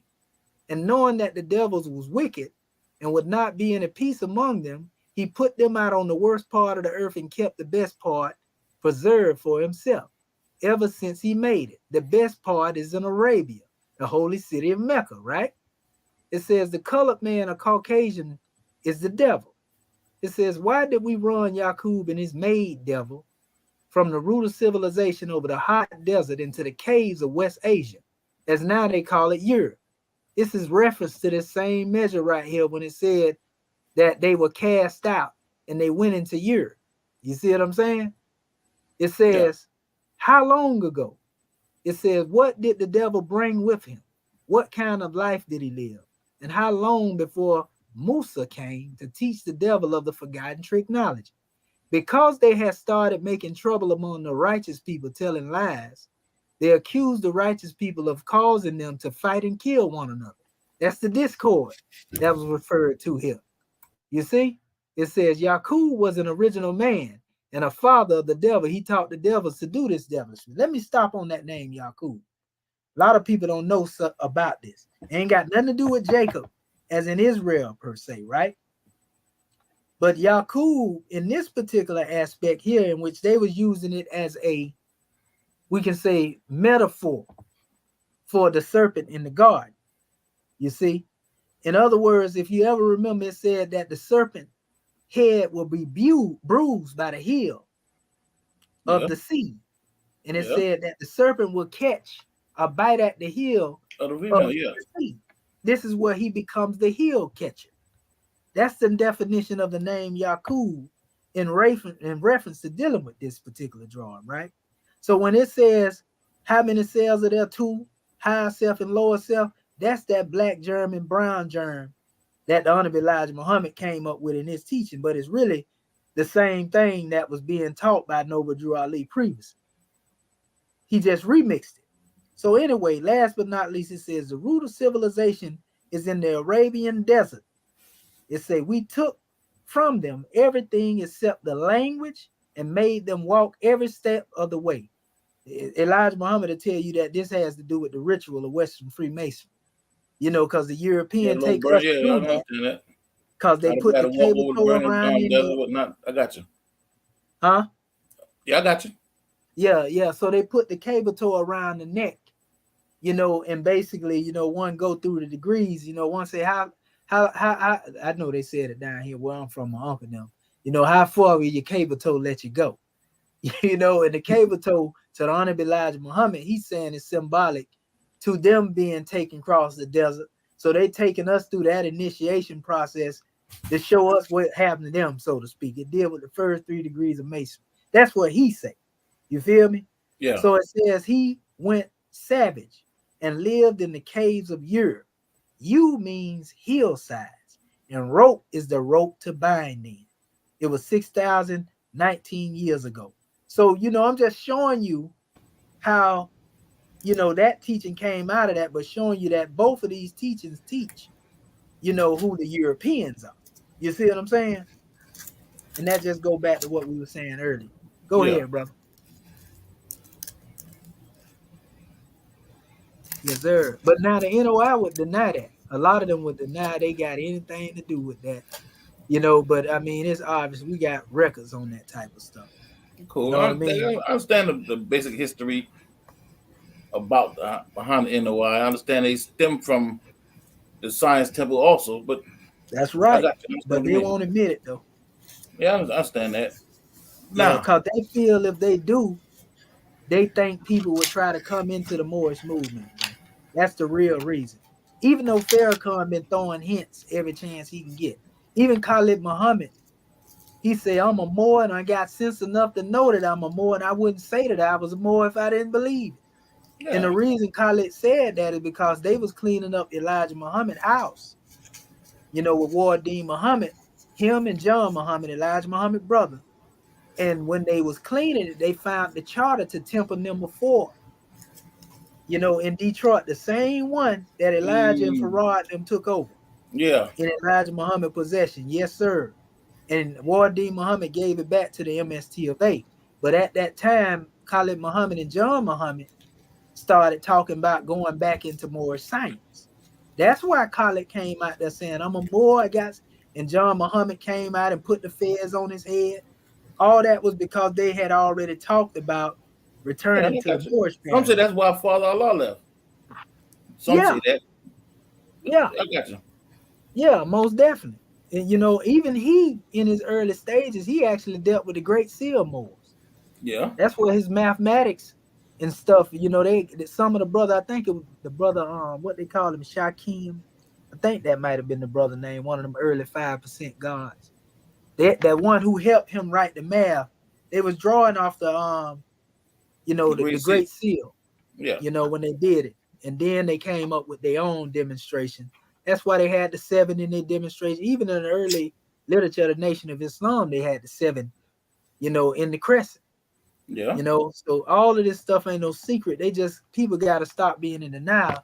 This is what I was saying here about the name Ham being Cam early. See? And it's applicable to North Africa, where the Numidians and the dark swarthy Mauritanians are Moors. They worship Amun Ra, Amun, Amun, the son of the rise, Jupiter, represented by Cam. You know what I mean? So, like, but basically, all that's just astrology. People putting names in the astrological signs. Yeah, I got our people, bro, honor astrologics. Even in the book I just read from the chairman, we got a whole breakdown on that, you know, dealing with the astrologics. Even in the Bible, like I was talking about Musketi, the constellation, when they say who is able to place Mazzaroth in the earth, Mazzaroth is the constellation, the Big Dipper. It's the same thing. And so that Big Dipper, this is why I was saying it relates to us right here. Because I mentioned that earlier when we was talking about the constellation of the eagle. This is Musketi right here. This is where it goes deep. This deals with meditation. that's why I say I love mythology so much, because That's right. from the way It's truth in there. they be able to take say a real life natural, like say like they take the sun and then make a character behind it and then make a story behind it, but it's all based on a real thing. But the whole, you know what I'm saying? And that's why I tell people what happened is later on a lot of people start taking a lot of these things literal.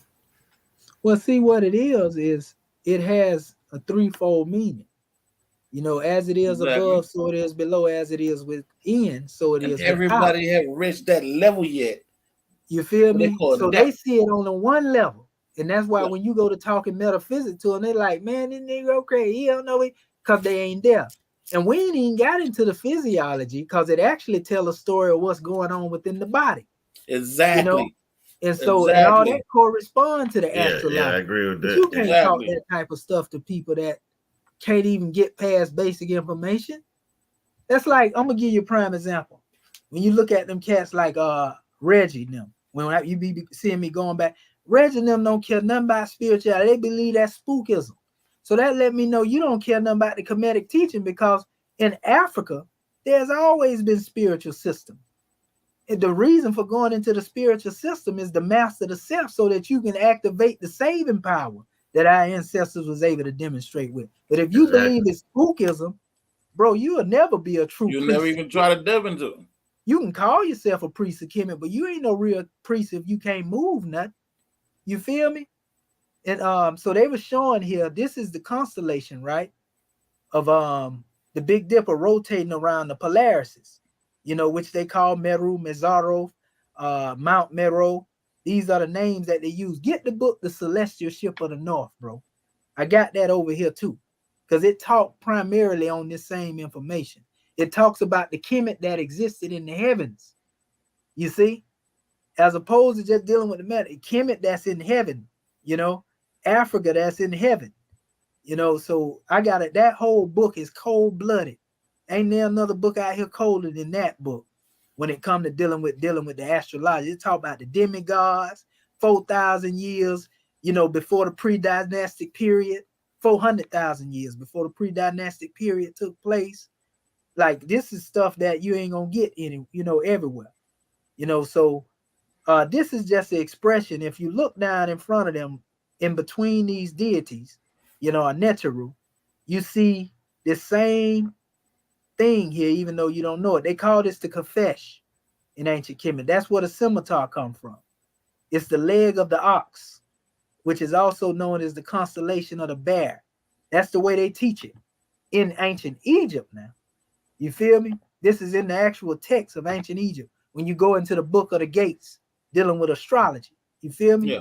So here is an actual expression of it here, you know, because I put it all together. This is also in Kemet. You see the brother up here standing here with it in his hand. He got the Kafesh in his hand, right? Notice right here, when I say constellation of Musketi, Kafesh.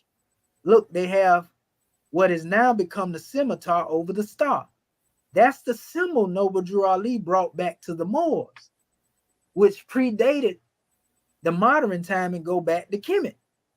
You see, so he was drawing off that high science, bro, but only the adepts that were taught that teaching, he gave that to. He didn't give that to all the common people. He didn't make but a few adepts, by the way. And my chairman come through the line of one that he made. A lot of these people didn't come through that line. That's why a certain thing we have, they don't have. Only difference is we teach the truth openly. They trying to hide it from you. They saying we shouldn't be giving y'all this. You feel me? We give it, if he tell you, man, I give it with pride. I don't hide none of this stuff. We ain't hide no secret. This is my own work here though, bro. What I did, I was dealing with the alphabets. And I did see the A, B, the G, and the D. Mm-hmm. Now, the alphabets really ain't have nothing to do with the circle 7 per se. But I said, well, let me do some gematria real quick and get into the mathematics of this demonstration. So I say, okay, 7 times 1 is 7. You know, well, 7 times 2, 14. And, as you go on, 3, 21, I went all the way around it. But what I did in putting all this math together, the numbers that came out of this, the root word keti came up here, right? Which is right here in the root of the word misketi. I can't make this stuff up. The math did this now. I didn't. I just put what the words came out. I didn't know they was gonna come out that way, but that's how they came out. But they helped me understand the different phases of the Ennead. Y'all know the Ennead represent the original deities that was in the beginning. They would be called Elohim if you're dealing with the Bible. Elohim, yeah. You know what I mean? The Bible, Neteru and Kemet is what they call them as well. Yeah, and Anunnaki, right? If you dealing with the Sumerian teaching. So that's why I keep saying the story is being told through different vessels, but they all saying the same thing. People getting caught up in the name change, different names. That's saying, oh, that's this. Just simply with the name God and Yahweh. Yeah, you got people who go crazy. Oh, that's why I showed. That's why I was telling people, like, the mythology is like when I showed the connection between Canaan and Egypt, and how Canaan actually took over Egypt for a little bit, and Egypt took over Canaan, and then they actually started influencing each other to where Canaan had Egyptian gods and Egyptian had Canaan gods, and you know what I mean. And it gets influenced through like trading, invasion, all that stuff happens to where it's getting passed down, and then you got people like, because you had the people like the Greeks that went into there, and that's what a lot of what the Masons called that mysticism stuff. I learned that is actually a misinterpretation of the Greeks going into Kemet and misinterpreting what Kemet was talking about and creating a whole nother thing with the secret societies and rituals. And mixing it up. And we go by a lot of that. They're trying to imitate. I didn't mean to cut y'all off. And I agree with that. I agree with what you said just now. I just don't agree with the part where you say they went into Kemet. Who went in the Kemet? The mystics and all the so-called no. Greeks. I said the Greeks. I said the Greeks. So-called Greeks. I feel the Greeks are speaking about the so-called Americas. If you look you know what we going off of. If we were to listen to our brother G.M. James, he'll tell you ain't no such thing as a Greek, which I say the same thing. You know, there's no such thing. But we know in the context of history what our brother E was talking about. I know where he's coming from, because in the book G.M. James wrote, Stolen Legacy, he said that the Greeks had went into Kemet and they stole the legacy, basically, right? But it was the Moors who basically took the teachings over into the West. You see what I'm saying? That's what G.M. And he was killed for that. Yeah. You know, he was killed for that because he revealed the secrets. He was part of the fact that there's information over here, and these so-called Greeks went over there and around the so-called Mediterranean and taught this information. And those so-called Greeks were the so-called Greeks. If you look at their alphabet system, then they all just about line up. Well, I'm gonna show you what a Greek looked like, a real original Greek before them, because this gonna shock you. I'm finna show you what the real Greeks look like right now. He know what I'm talking about. I showed it to him a while back, and a lot of people. Before you show that, let me go ahead, brother. Yeah, let me finish. I was about to say. Go ahead. Yeah, while you. It just did the like they said, through the invasion and everything. You know what I'm saying? So many different cultures had mythology, like I said, when it comes to not just astrology, but anything. You know what I'm saying? That's right. And when the Greeks took it, they just took it. They basically, like you said, stole it, and they created it in their own language and their own culture. Maybe some of the gods are not exactly the same, but you know exactly that they got it from there. You know what I'm saying? That's where they started this myth thing up. But like I said, the thing I like about the myth is, say, like, they create not only just astrology, they'll say it's like death, right? Or Hypnos. Hypnos is what you would call a Greek god. And Hypnos to this day is used in this modern way, hypnotize. And that's all and that is the god of sleep. That's all it is. And see, what happens is, this is what people are not understanding. This is how you pass it down, because and how every culture has it, because they're talking about nature, and they're talking about the same thing. They're just using characters. So if you get stuck on a character, you're not gonna know what's going on. But like if somebody say Ra, and then somebody say Ra, and then somebody say like who's another sun god, Aten. You see what I'm saying? It's the same. It's actually the same thing. It's the sun. It's the representation of the sun. You feel what I'm saying? So that's how you can go in every culture because it's actually just talking about the sun. It's talking about the sun. It's talking about the stars, the moon, the animals, the nature, stuff, how stuff goes, birth. They use death. Like death, think about it. The Grim Reaper is nothing but death. That's all it is, the Grim Reaper. They got a Greek version of the Grim Reaper in the Greeks. They got a comedic version of the death. They got all of it. Get it from though? Huh? Where do the Greeks say they get that information from? It comes from well, I'm not gonna just say Kemet because the Greeks. So where do the Greeks say they get it from? The Greeks didn't say they got it from Kemet though. Yeah, I mean, they did. They say they got it from Atlantis. It was well, what it is. They say they got it from. They say they got it from the Egyptians. Check me out. I know where you at, brother. But they say they got it from Egypt. They said it came from the temple of Edfu. And they gave them the story of Atlantis falling. But I agree with you. That's what it go back to that time. See this right here on Atlantis I have right here? Yeah. I'm trying to open it up now. And so I'm there with you. Yeah. I know where you coming from when you talking about America and all that. Yeah. You see that right there? Yeah. That's Zeus right there. The original. But look at how you depict it. Always in the dark. Look, he got the lock coming down his bike and everything. These were the Attics. You see, that's what they call them. If you look up Attic art, you'll find out who the original Greeks was. You was talking about Thoth. Yeah. Thoth was known as Hermes to them. And I got a picture of him in here too. That's for Tahuti in Egypt. Egypt is called Tahuti. Say that again? Yeah, Tahuti in Egypt. That's right. In the so Quran, that's how but that's how you know it. Yeah, that's what I'm saying. That's what I know it's been passed down. That's all it is a passed down thing. In the Quran, they called him Idris too, because in Greek language they say Hermes Trismegistus. You see, and that word Idris, it comes into that same root. And I'm gonna show you in a minute. It's crazy because they put that on in the Black Panther movie when they had your boy on there, the serpent god.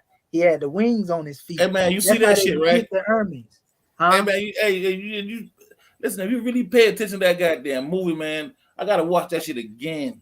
Oh yeah, especially how they start talking about the so-called Americans and whatnot. There, bro. You heard me? Huh? I know they stole some Bruce Lee shots out of there in the end. They think we don't know. If you're a real Bruce Lee fan, bro, you already know that last fight scene between him and Shuri. They stole that straight from Bruce Lee movie. I swear, bro. No lie. You know, I done seen it too many times. But all this stuff like Athena, they was showing her she was look at all this. This is Atlas. This is what a word when you was talking about Atlant.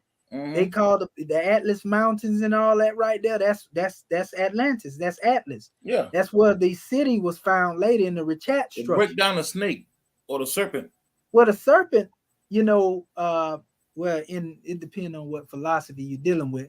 But it represents Kundalini. It represents serpent power. It represents wisdom. You know, the serpent also represents the universe when it coils up and it takes a hold of its tail. You see? And the scales and the design or the pattern represent the stars.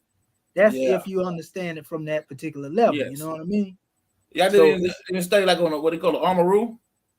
Yeah, the Uraeus. I got you. All right, cool. Yes, sir. But you see them little wings that Hermes or Tahuti. Look at he even got the Atel phone, bro, letting you know he out of Kemet. You see that crown right there? That's the white crown and the red crown. They got it in black, but that's the crown of Lower and Upper Kemet. That's crazy. Listen, and I agree with everything you say. He got a staff in his hand too. I just don't. Go ahead. I just feel all that came from a place before we got to Kemet. That's the only issue we have. I know your position. You saying it came from over here. Exactly. I already know where you coming from. Exactly. And I feel you on that right there. You know, I'm just giving you because I studied thoroughly, and trust me, if I was able to attach it, you know what I mean. I can tell by the sources you bring up, Ken. You ain't got to say that. I can tell by the sources you bring up. Yeah, no, I said it to say this though. Like if I was able to make that type of connection, you know what I mean, which I'm familiar with all them other works, I would make that connection. You feel me? But I know that it will be a more of a measure where I would have to argue a whole lot more than I got to argue right now. You see what I'm saying? Because Yes, you people will, and you believe will, in what man. you know what I mean? Trust me, you will. Yes, You probably have to wear a bulletproof vest. you done been through it. I already know. Yeah. You feel me? So, I'm just, I like to show our people, like I said, we was there. And I want to show you how close these things come, bro. Like right here in 550, because I got the dates here in 500 BC, right? This is the infant Hermes, right? And infant Heracles. Now, a lot of people don't know when you say Hermes and you talk about Tehuti, why he can be in these places at all different times, because they fail to realize Tehuti was one that reincarnated, bro. Yes. Tehuti really mean divine mind. So that same divine mind that reincarnated many times in Atlantean history and comes into the Kemetic history, as the god of right, also came into this culture. Also in the biblical, he was known as Enoch. Exactly. Now, this ain't stuff we making up, bro. You can actually go find this in writing. You can find this in writing, what we saying. So his name was actually Akhnuk. You see, Ibn Shith, that's what they call him. So, like, here's another picture right here. Look how they got the European over here serving them. You see the brother sitting on the throne. You see your boy back there again, Hermes, Tehuti in the bike. You know what I mean? Chilling. So, like, there you go. Anytime you see the European, they serving our people over here, even though they're supposed to be Greece. That's what they were bred for. And the language, though, that they call in this Greece is really Coptic. That's what they really ain't telling you. Yeah. You see? There you go again. There she goes serving us again. That's the birth of Athena right there, 545. I want to show you how crazy this gets. And that's what I was telling our brother earlier. Like, these pictures you find because they didn't have cameras to take pictures of human beings back then. They depicted what was there. You see it again right here, Dionysus. You can actually see it there, Dionysus, if you understand the language. He got them serving him. They bringing him something to eat. Look like a little hare. So, same thing. Apis right there, right? You can see Apis. Zeus again with the lightning bolt. It get greater now because it go beyond just these pictures. Polemius, all of them being depicted. Look at this. Artemis. Bro, this is why I say, when I say we indigenous to the planet, we indigenous to the planet. This is why them Europeans get mad. Yeah, and I want everybody to know this too, and because this is one thing we need to let everybody know that's listening. Just because all these people was black does not mean they were all in peace and was not fighting. They was taking over. They was conquering each other. A lot of stuff was going on. That's right. When somebody like I ain't talking about you commission dude on here. But it's people. But it's people out here. But it's people out here. Originally like that though. It became that. Yeah, but it's people out here that would that would say something like that.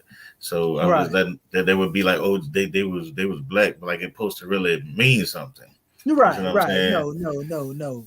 What it boiled down to is just showing that our people were there and we the ones started conquering and going to war with each other. Yeah. That's why we ended up in the condition that we ended up in. And it's all based on astrology.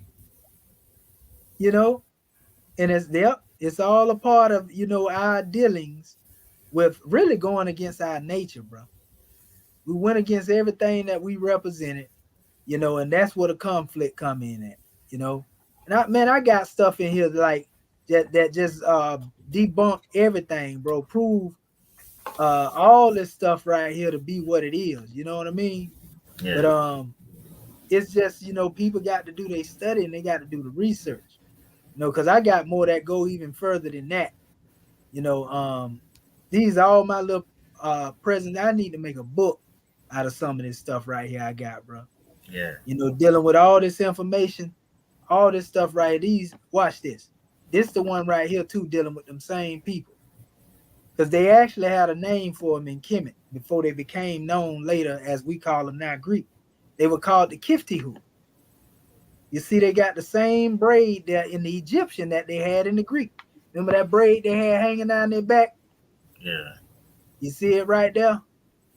They were demonstrating the same thing. So these are the Kiftihu right here, right? This was their little area, their little city. In this area, this is why I was telling you that the language that they call in Greek is really Coptic too. See, that's Coptic alphabet right there. But then they got the Greek alphabet beside it. So they say, well, Coptic come from Greek. How? When they tell you that, the language gave birth as it came through the hieratic and Demotic, then the Coptic came into it. It don't say Greek came and then Coptic came. So somebody lying. You feel me? Somebody ain't telling the whole truth. But we know the European gonna make you believe that everything come from them. So this your boy right here. This Hannibal. That's Hannibal, the one that conquered. This is the Italian daddy right here, basically. Yeah. The more. You see, look at him. You know good well that ain't no European. Oh yeah. You know what I mean? These are ones over here in Greek, in the Greek culture, as they like to call it. Why are we all over the place over there in rulership? Now watch this when I go to showing you the bust. Notice the chin right here. This is the Etruscan. Is also another name they use. The Etruscans, 700 BC, that's how they were showing them. Now watch how close we get up to the modern time, and you're going to still see them people be dark as hell. That's one there. He got the braid down his, the little dreads or whatever. This is also Etruscan. Terracotta relief, 600 BC. This is a nun from 500 BC, similar to the last one. This one is actually a Roman bust of what the Romans looked like before they became what they are now. You know good well that ain't no European. This would be more like indigenous. Huh? They were European, so-called pale people, but they were created to be servants, though. Well, when you come here, what I'm showing is that what they don't know, that many of these people they've been talking about, like this say Roman, this is Roman here, right? Mm-hmm. But look at how they look. You see what I'm saying? So I'm showing all the busts that they showing over there amongst our people. And this is why the European get mad, bro. They come over here talking about we slave, we come from Africa. But when they go to France, when they go to Europe, when they go to Spain, when they go to Italy, who they see? Who they see? Huh? Good and well. Now this is 200 BC, which means they were still looking like this. Even after the 700 BC, they were still looking like this here, right? Mm-hmm. This is from 200 BC. Good and well that's us, right? Look at that hair. You know what I mean? So that's what I'm saying. So when people use certain terminology, we know what they saying, but they don't know who these original people are. Good and well, them is not white folks, as they like to call them. All you got to do is look at the phenotypes on them. Good and well, them ain't. And that's why they knocked the nose off of them. This from 500 BC, 400 BC. They look like Africans. Straight up Africans. So like, and so this is why I be so firm in what I'm saying. And then I talk about the language. Because even this language that they call in cuneiform, they found this in North Africa and they call it Punic. You feel me? Like right here. This what your Phoenician look like. Your original Phoenician look like this. Not that old stuff they trying to show you now. You know what I mean? But the original Phoenicians is where the name Mari come from, Maharam, which is where the name Mauritania come from, which gave birth to the name Moor. You see? Like, it's crazy, bro, how far our history is. This is when I was saying to the brother earlier that this language went all the way across all of the nation. That's why it's Phoenician here, Hebrew here, still the same language. But the Phoenician culture existed before what they call in Hebrew. So if it's Phoenician, it's still Phoenician. You feel me? Aramaic, same thing, same alphabet. Only difference is sometimes they might take a letter out or turn a letter to the side, but that alphabet, bro, was the same consistently throughout these cultures. But what I will tell you, they ain't got no dang business calling this alphabet no Greek, which they started to do and all that there. You see it evolved all the way into modern Latin. See, they calling it classical Greek here. And so people go to looking at this stuff and go to saying it's Greek. No, it was called something else before that. But this is the language that everybody had. And then they went and created their own alphabets. And that's how language evolved. That's why you see it all over the place. So like, it's crazy, bro. This is actually in Egypt. This same language here can be found in Egypt, which is on the Moabite stone, the Mesha stele. You feel me? It's like what they have on the Emerald tablet, and they talking about, oh, that's a fake. No, that's Iberic Egyptian, bro. What is Iberic? The Iberic Peninsula. Yeah, but the Iberic found the area. Emerald Where's tablet in that? That's America where though. Atlantis is, ain't it? Yeah, but they found it So in if America Atlantis though. was there, then you find the tablets of Tahuti over there. Uh-oh, it makes sense, don't it? Go ahead, brother. They found that tablet in America. Hey, it makes sense. Word. It makes sense. You know what I mean? So I'm just showing our family. Last but not least, that's my now. That's why I say misnomer Greek text versus the Hecopta or the Coptic. So now this supposed to be Greek. And this Coptic right here. Same language, bro. Only difference is what they call in Greek, they took a few alphabets out of. How we know it belonged to our people? You see the brother here. He got the same beard that the Etruscans had up there earlier. He got the dreads in his head, bro. That's one thing they can't deny. They deny everything here. They can't deny them locks coming down that brother bike. And he got the staff intertwined with the serpents on it, like Tahuti. And then look at the writing they writing in. That's Coptic, bro. They call it Greek, but it's Coptic. Or what we call Hecopta. Hecopta is the proper way, like I have right here, which is actually dealing with language of the house of Ta. But that's a whole nother measure. So, you know, it's crazy, man. Even when it comes to the scripts, you know, like a lot of people be arguing about the script, this hieratic, this Ancoria. The Ancoria script, which is called Demotic, is where the Arabs got Arabic from. You see? Only when you see diacritical Arabic marks without the vowels above or below, that come from the Demotic. They took that, and that's why it looked like this here in Kufic, in the Kufic script. You see the Kufic script? When you go back to the other I just showed you, you can't help but see it. Just like the hieratic over here that you see on stone, which is the real Egyptian language. You know, the Meroitic script derived from it. Well, actually, these two languages. It's a mixture of these two right here. You know. But yeah, it's crazy, bro. So that's again misnomer Greek script. That's the Hecopter script. You know, so bro, we do this research and we got it all here. You know, and so we don't just be talking. You know, we can always pull it up if we need to. So which that's one what I do was you think trying to get oldest? our young brother to understand. Go ahead, brother. My bad, I ain't mean to interrupt you, King. No, I'm done. Which one of them particular scripts you showed us now would you think, or would you say was older? Which one was older? Yeah, the oldest. Oh, I showed it to you a few minutes ago. The one that that they are now calling. Matter of fact, I'm gonna show it to you right now. The same one that they call our Hebrew family called Paleo Hebrew. Yeah. This is the language that was used, you know, all the way from the time of what they call the Tower of Babel and the confusion of tongues. Because on this Egyptian monument right here, you see that there. You don't hear no people in Kemet talking about this. This is the Egyptian monument with the same language here that you will see right here on this stele, this Mesha stele. But this is called Egyptian in this particular period. You feel me?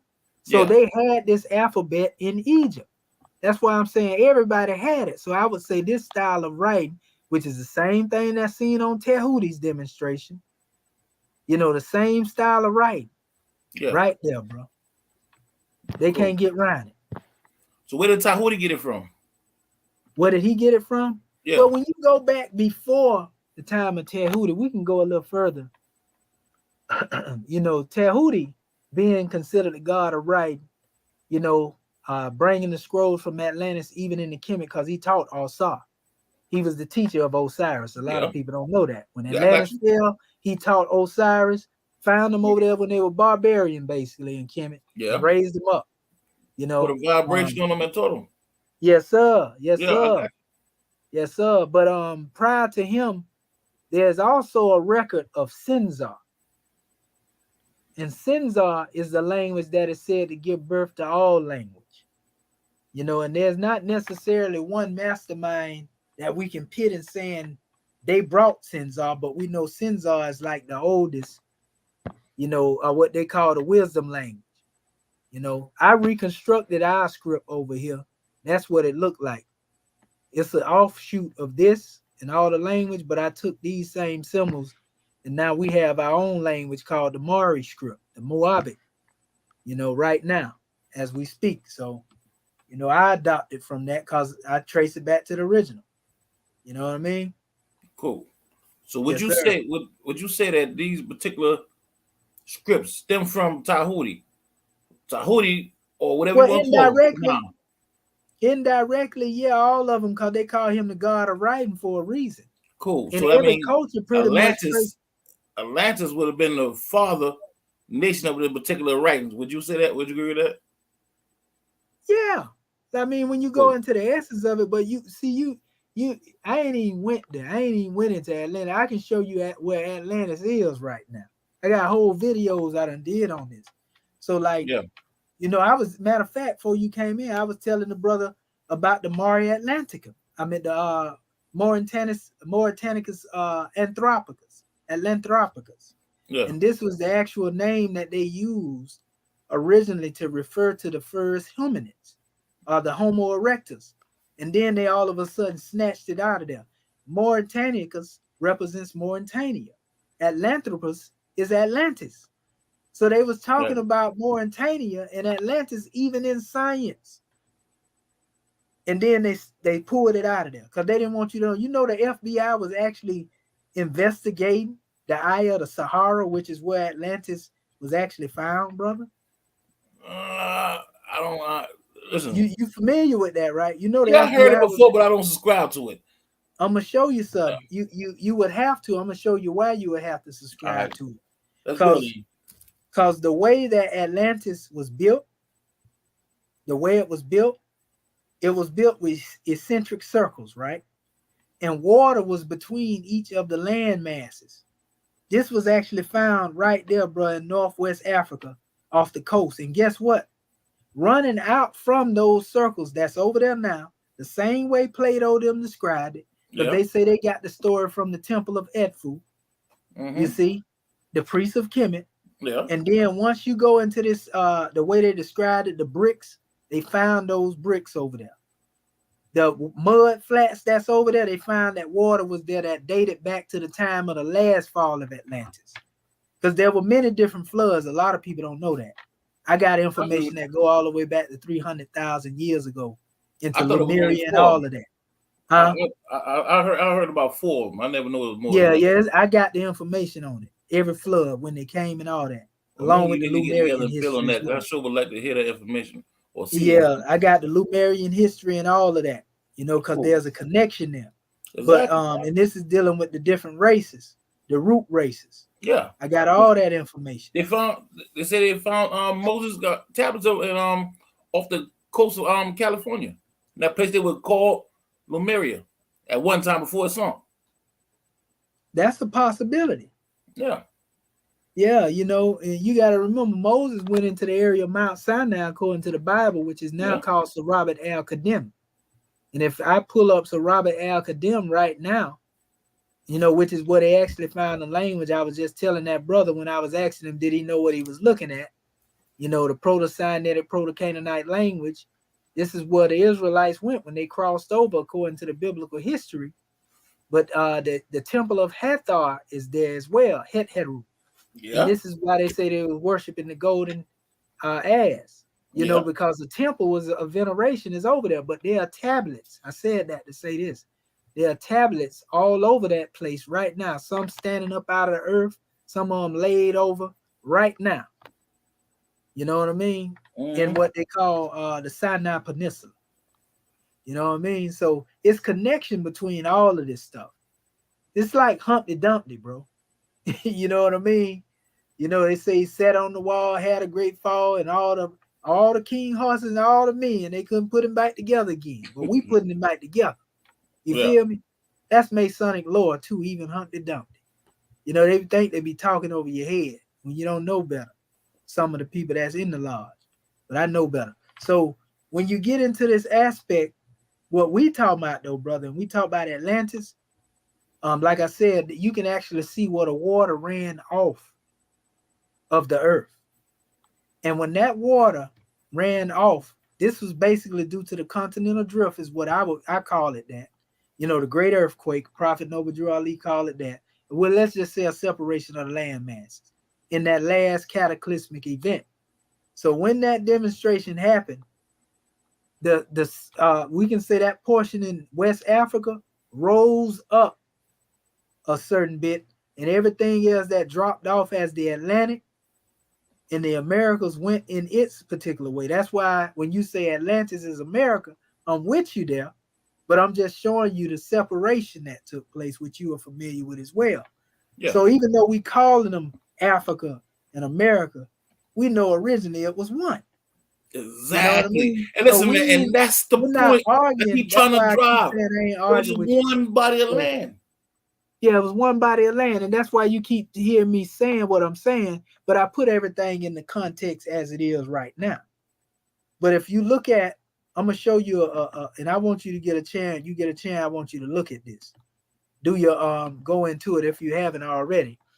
You know, I don't want to assume that you haven't. I want you to check this out, bro. The Richat structure, right? You know, and when you go and look up the Richat structure, this is what it looked like from an aerial view. This place is huge, humongous. You know, you got a European went over there.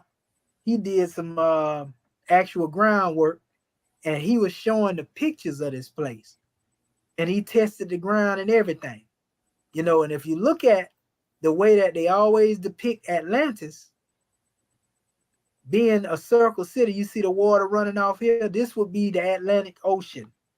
So that's why if you look at the Richat structure from the top, these are the circles, but it run all the way here. The FBI CIA been dealing with this place for years, bro. They got top secret information. They even found whale bones in this area, which proved that water was here at one time. Yeah, one's underwater. Yeah.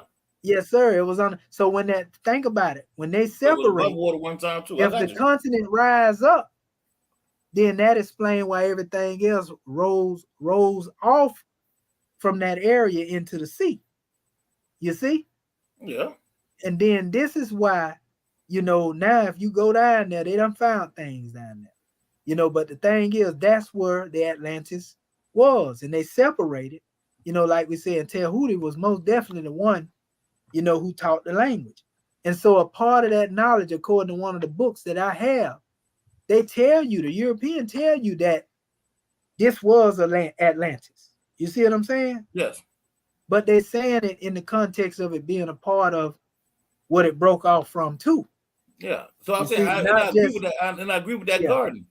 But I don't feel like that was the whole Atlantis. Right.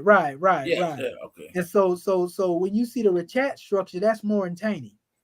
You know, and that's the people that's known as the Mari. See, a lot of people don't know that word Moor come from Mari. Mari, yeah. That word go all the way back to Egypt. You know, it go back to Amun-Ra. Huh?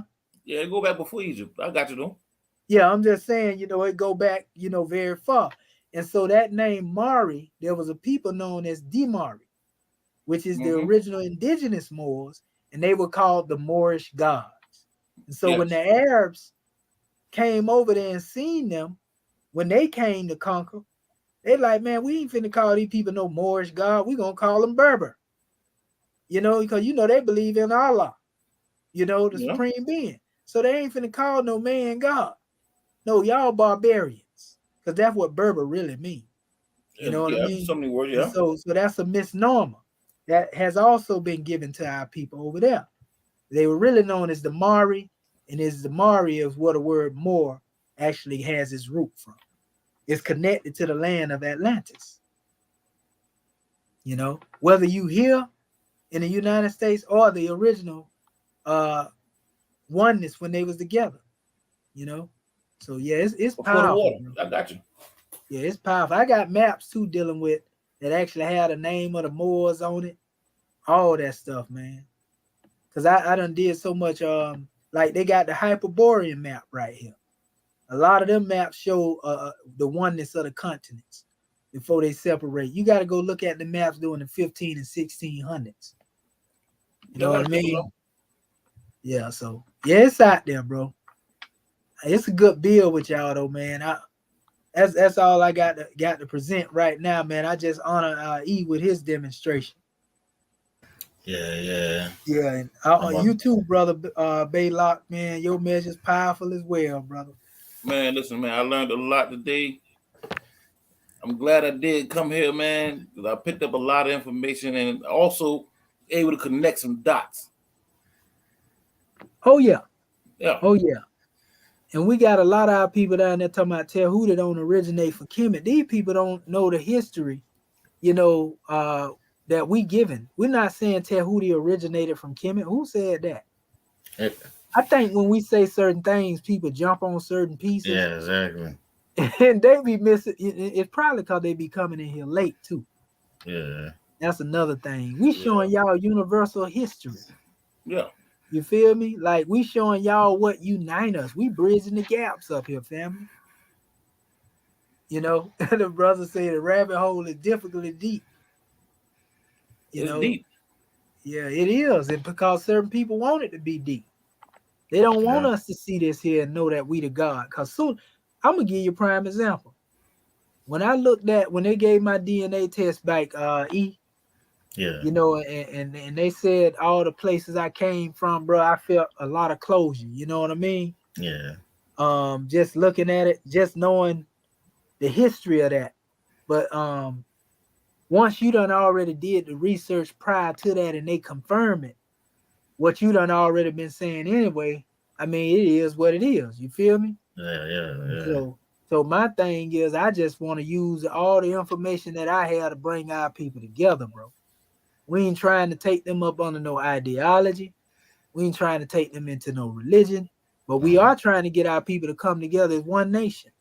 Exactly. You know what I mean? One nation, and then you will have other nations, just like Sudan, because people think it's far-fetched for us to be talking about building a nation. They heard that, man, them people gonna try to kill you. Bro, we getting killed daily, bro. Yeah. And man, what's so crazy, right? Like, what difference do it make? How harder can you die? You can only die once. Yeah, so people always like to throw that up when we talk about trying to build and be autonomous. They still want to protest and picket and have sit-ins. Bro, you need to be trying to break away. NOI was talking about what we want and what we believe. You know what I mean? We ain't talking about what we want, what we believe. We telling you what we gonna do. You know what I mean? Yeah. I'm gonna give y'all our website too before we check out of here. I want to so y'all can go to it if you get a chance. I think E already got it. Yeah, I'm about to head. I gotta go to work. We like you can show your Yeah, well, let me get the website because I don't got the website. Yeah, you can show that. Don't get wrong. I study on a lot of I know. That's why I say before we get up out of here, because I know y'all ready to go now. But I'm gonna just give y'all the contact to the website. It's MoorishAmericanGovernment.land, bro. You know what I mean? And you can see everything in here. Nice. You know, like we got it. It's a census in here though. You didn't get this, E? No, I never showed. No, I thought I had showed this. Okay, my bad, bro. And I was trying to get y'all to the census page. I'm gonna send this to you. But the census, if you come here, you can register yourself, your family, and all of that right there in the census. You know what I mean? Okay. But yeah, you come in here, you can see all the stuff that we doing as far as going out here trying to reach the people. We just trying to get our people to come home, bring their talents, and we can all do the work together. Exactly. You know what I mean? So that's peace, man. And man, listen though, man. I think it would be good, man, for you to come check out this Aboriginal channel. I'll be dealing with a couple Aboriginal channels, and they speak about the same thing you speaking about. Well, some of them have been taking a lot of the info. That's another thing, like the Moorish Republic. A lot of these people done been around the chairman. He done met them. He done gave some of these people the Book of Fire, Taj Tariq Bey. They done been friends. He gave Farrakhan a copy of this book in Tennessee. Gave him divine ministry papers and everything. Obama, the chairman, sent that. He done sent package to his whole family. So a lot of people have these records, bro. You feel me? Yeah. And some of them taking them though, and they misusing these things. Like some people done took our Constitution, and they got their own little thing they trying to do. You know, it's just, I guess they say imitation is the best sign of flattery, but you know, I don't know. I say if we already built it, it ain't broke, then why do you need to fix it? You Exactly. feel me? And so, cause that don't do nothing but cause us to go through the same thing over and over again. But last but not least, brother, y'all go and check out the site, and you can go into some of the videos, like you know, what a chairman, you can see him demonstrating up here. Um, he was demonstrating.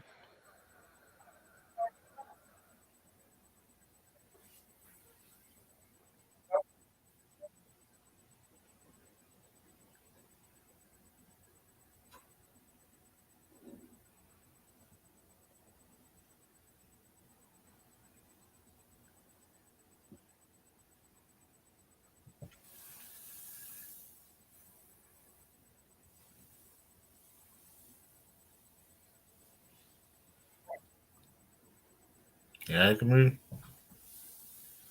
I can't really hear him.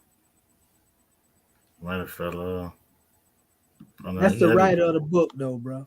So Okay. all is well. But I'm gonna send this link to y'all to the demonstration, and I should be able to put that in the bike link, right? E, Yeah, I don't know. You have to ask Kareem with that because cause I ain't really that.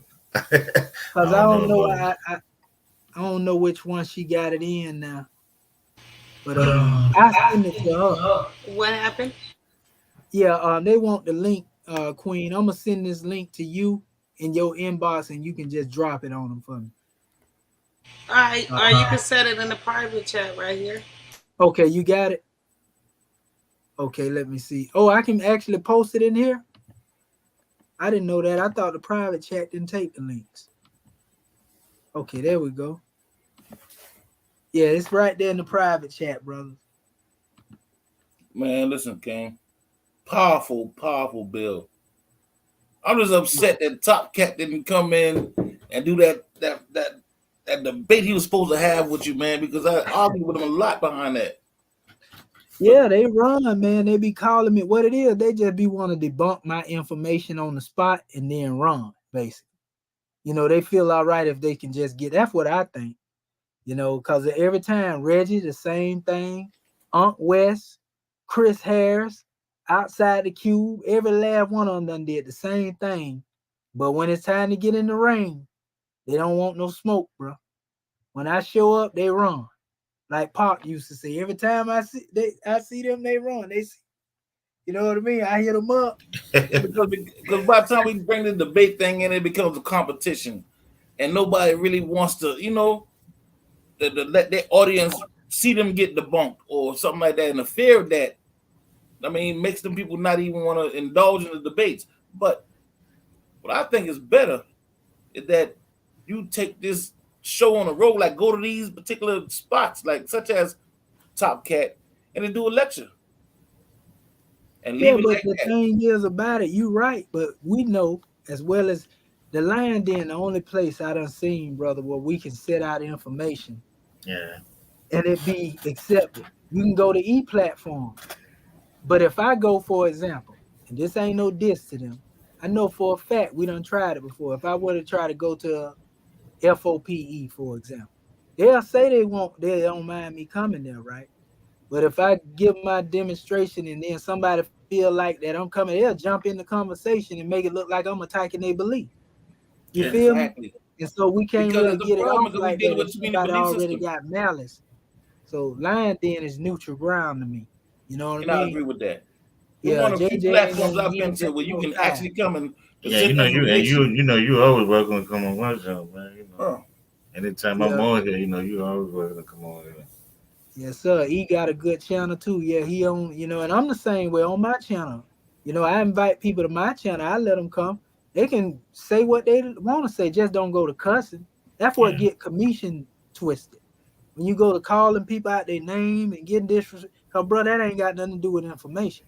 yeah, You know, I ain't finna let you go there with me. And that's what I like about Karima, because she is unbiased.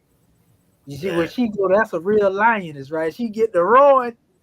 Ain't nobody come over our sister, man. That. I love her for that, man. She the truth, you know. So that's what we need, though. But other than that, we won't really be able to have that dialogue if I go to his platform, because it's gonna be like, oh, you don't want to say what, and I'm gonna dismiss you from it. See, I debunked what he said. You know, we ain't got time to play no game like that. Exactly. You know what I mean? We're gonna and information sharing is easy as long as we are not debating it.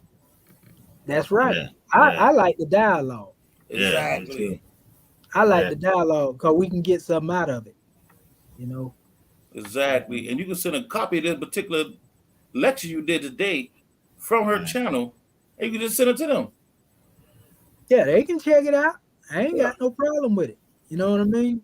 I didn't go into everything, like I said, because I wasn't going to give up all just in case he decide he want to get in the ring. I got plenty more, but that might make him run from what I gave him so far. You know what I mean? Because that would be doing it too. Them guys be going to my channel. They done seen what time it is. And see, sometimes we have issues like that. It robs the people of the information because you can't really put the information out there because of this so-called debate you got to prepare for just in case it ever happen. And I agree. I agree with. I know where you coming from, but I gave up a good little bit tonight, though. You know what I mean?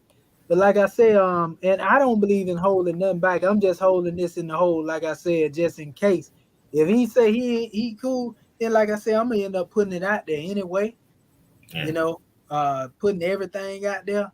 But I just I like to make sure that the people that's listening to it, them babies. When I say baby, I don't care how old you are. I'm talking about our people that don't really know as much as we may know. I don't want to be responsible, bro, for causing our people to go astray and saying, "Hey, I might well stay in the street." The way these Negroes acting up in here, you know, I don't want to be part of that. They're like, I came in here to get away from that, and these fools acting wrestling the cats out here on the corner. What I'm gonna learn? Yeah. You know, I don't want to be part of that demonstration. You feel me? And I got that's why I'd rather put it out there, man, in love, and that's what it is. And like I said, my main premise, I be trying to show the people what we want at. Yeah. Because they think we separated and divided, but I don't think we divided. So when they be trying to fight me, I'm trying to show you we won. Exactly. I'm not trying to fight you.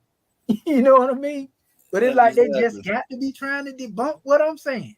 Yeah. Instead of trying to claim this one particular part of the dirt, once we realize who we are, the whole earth is ours. That part. We need to make some t-shirts like that, bro. The earth is our turf.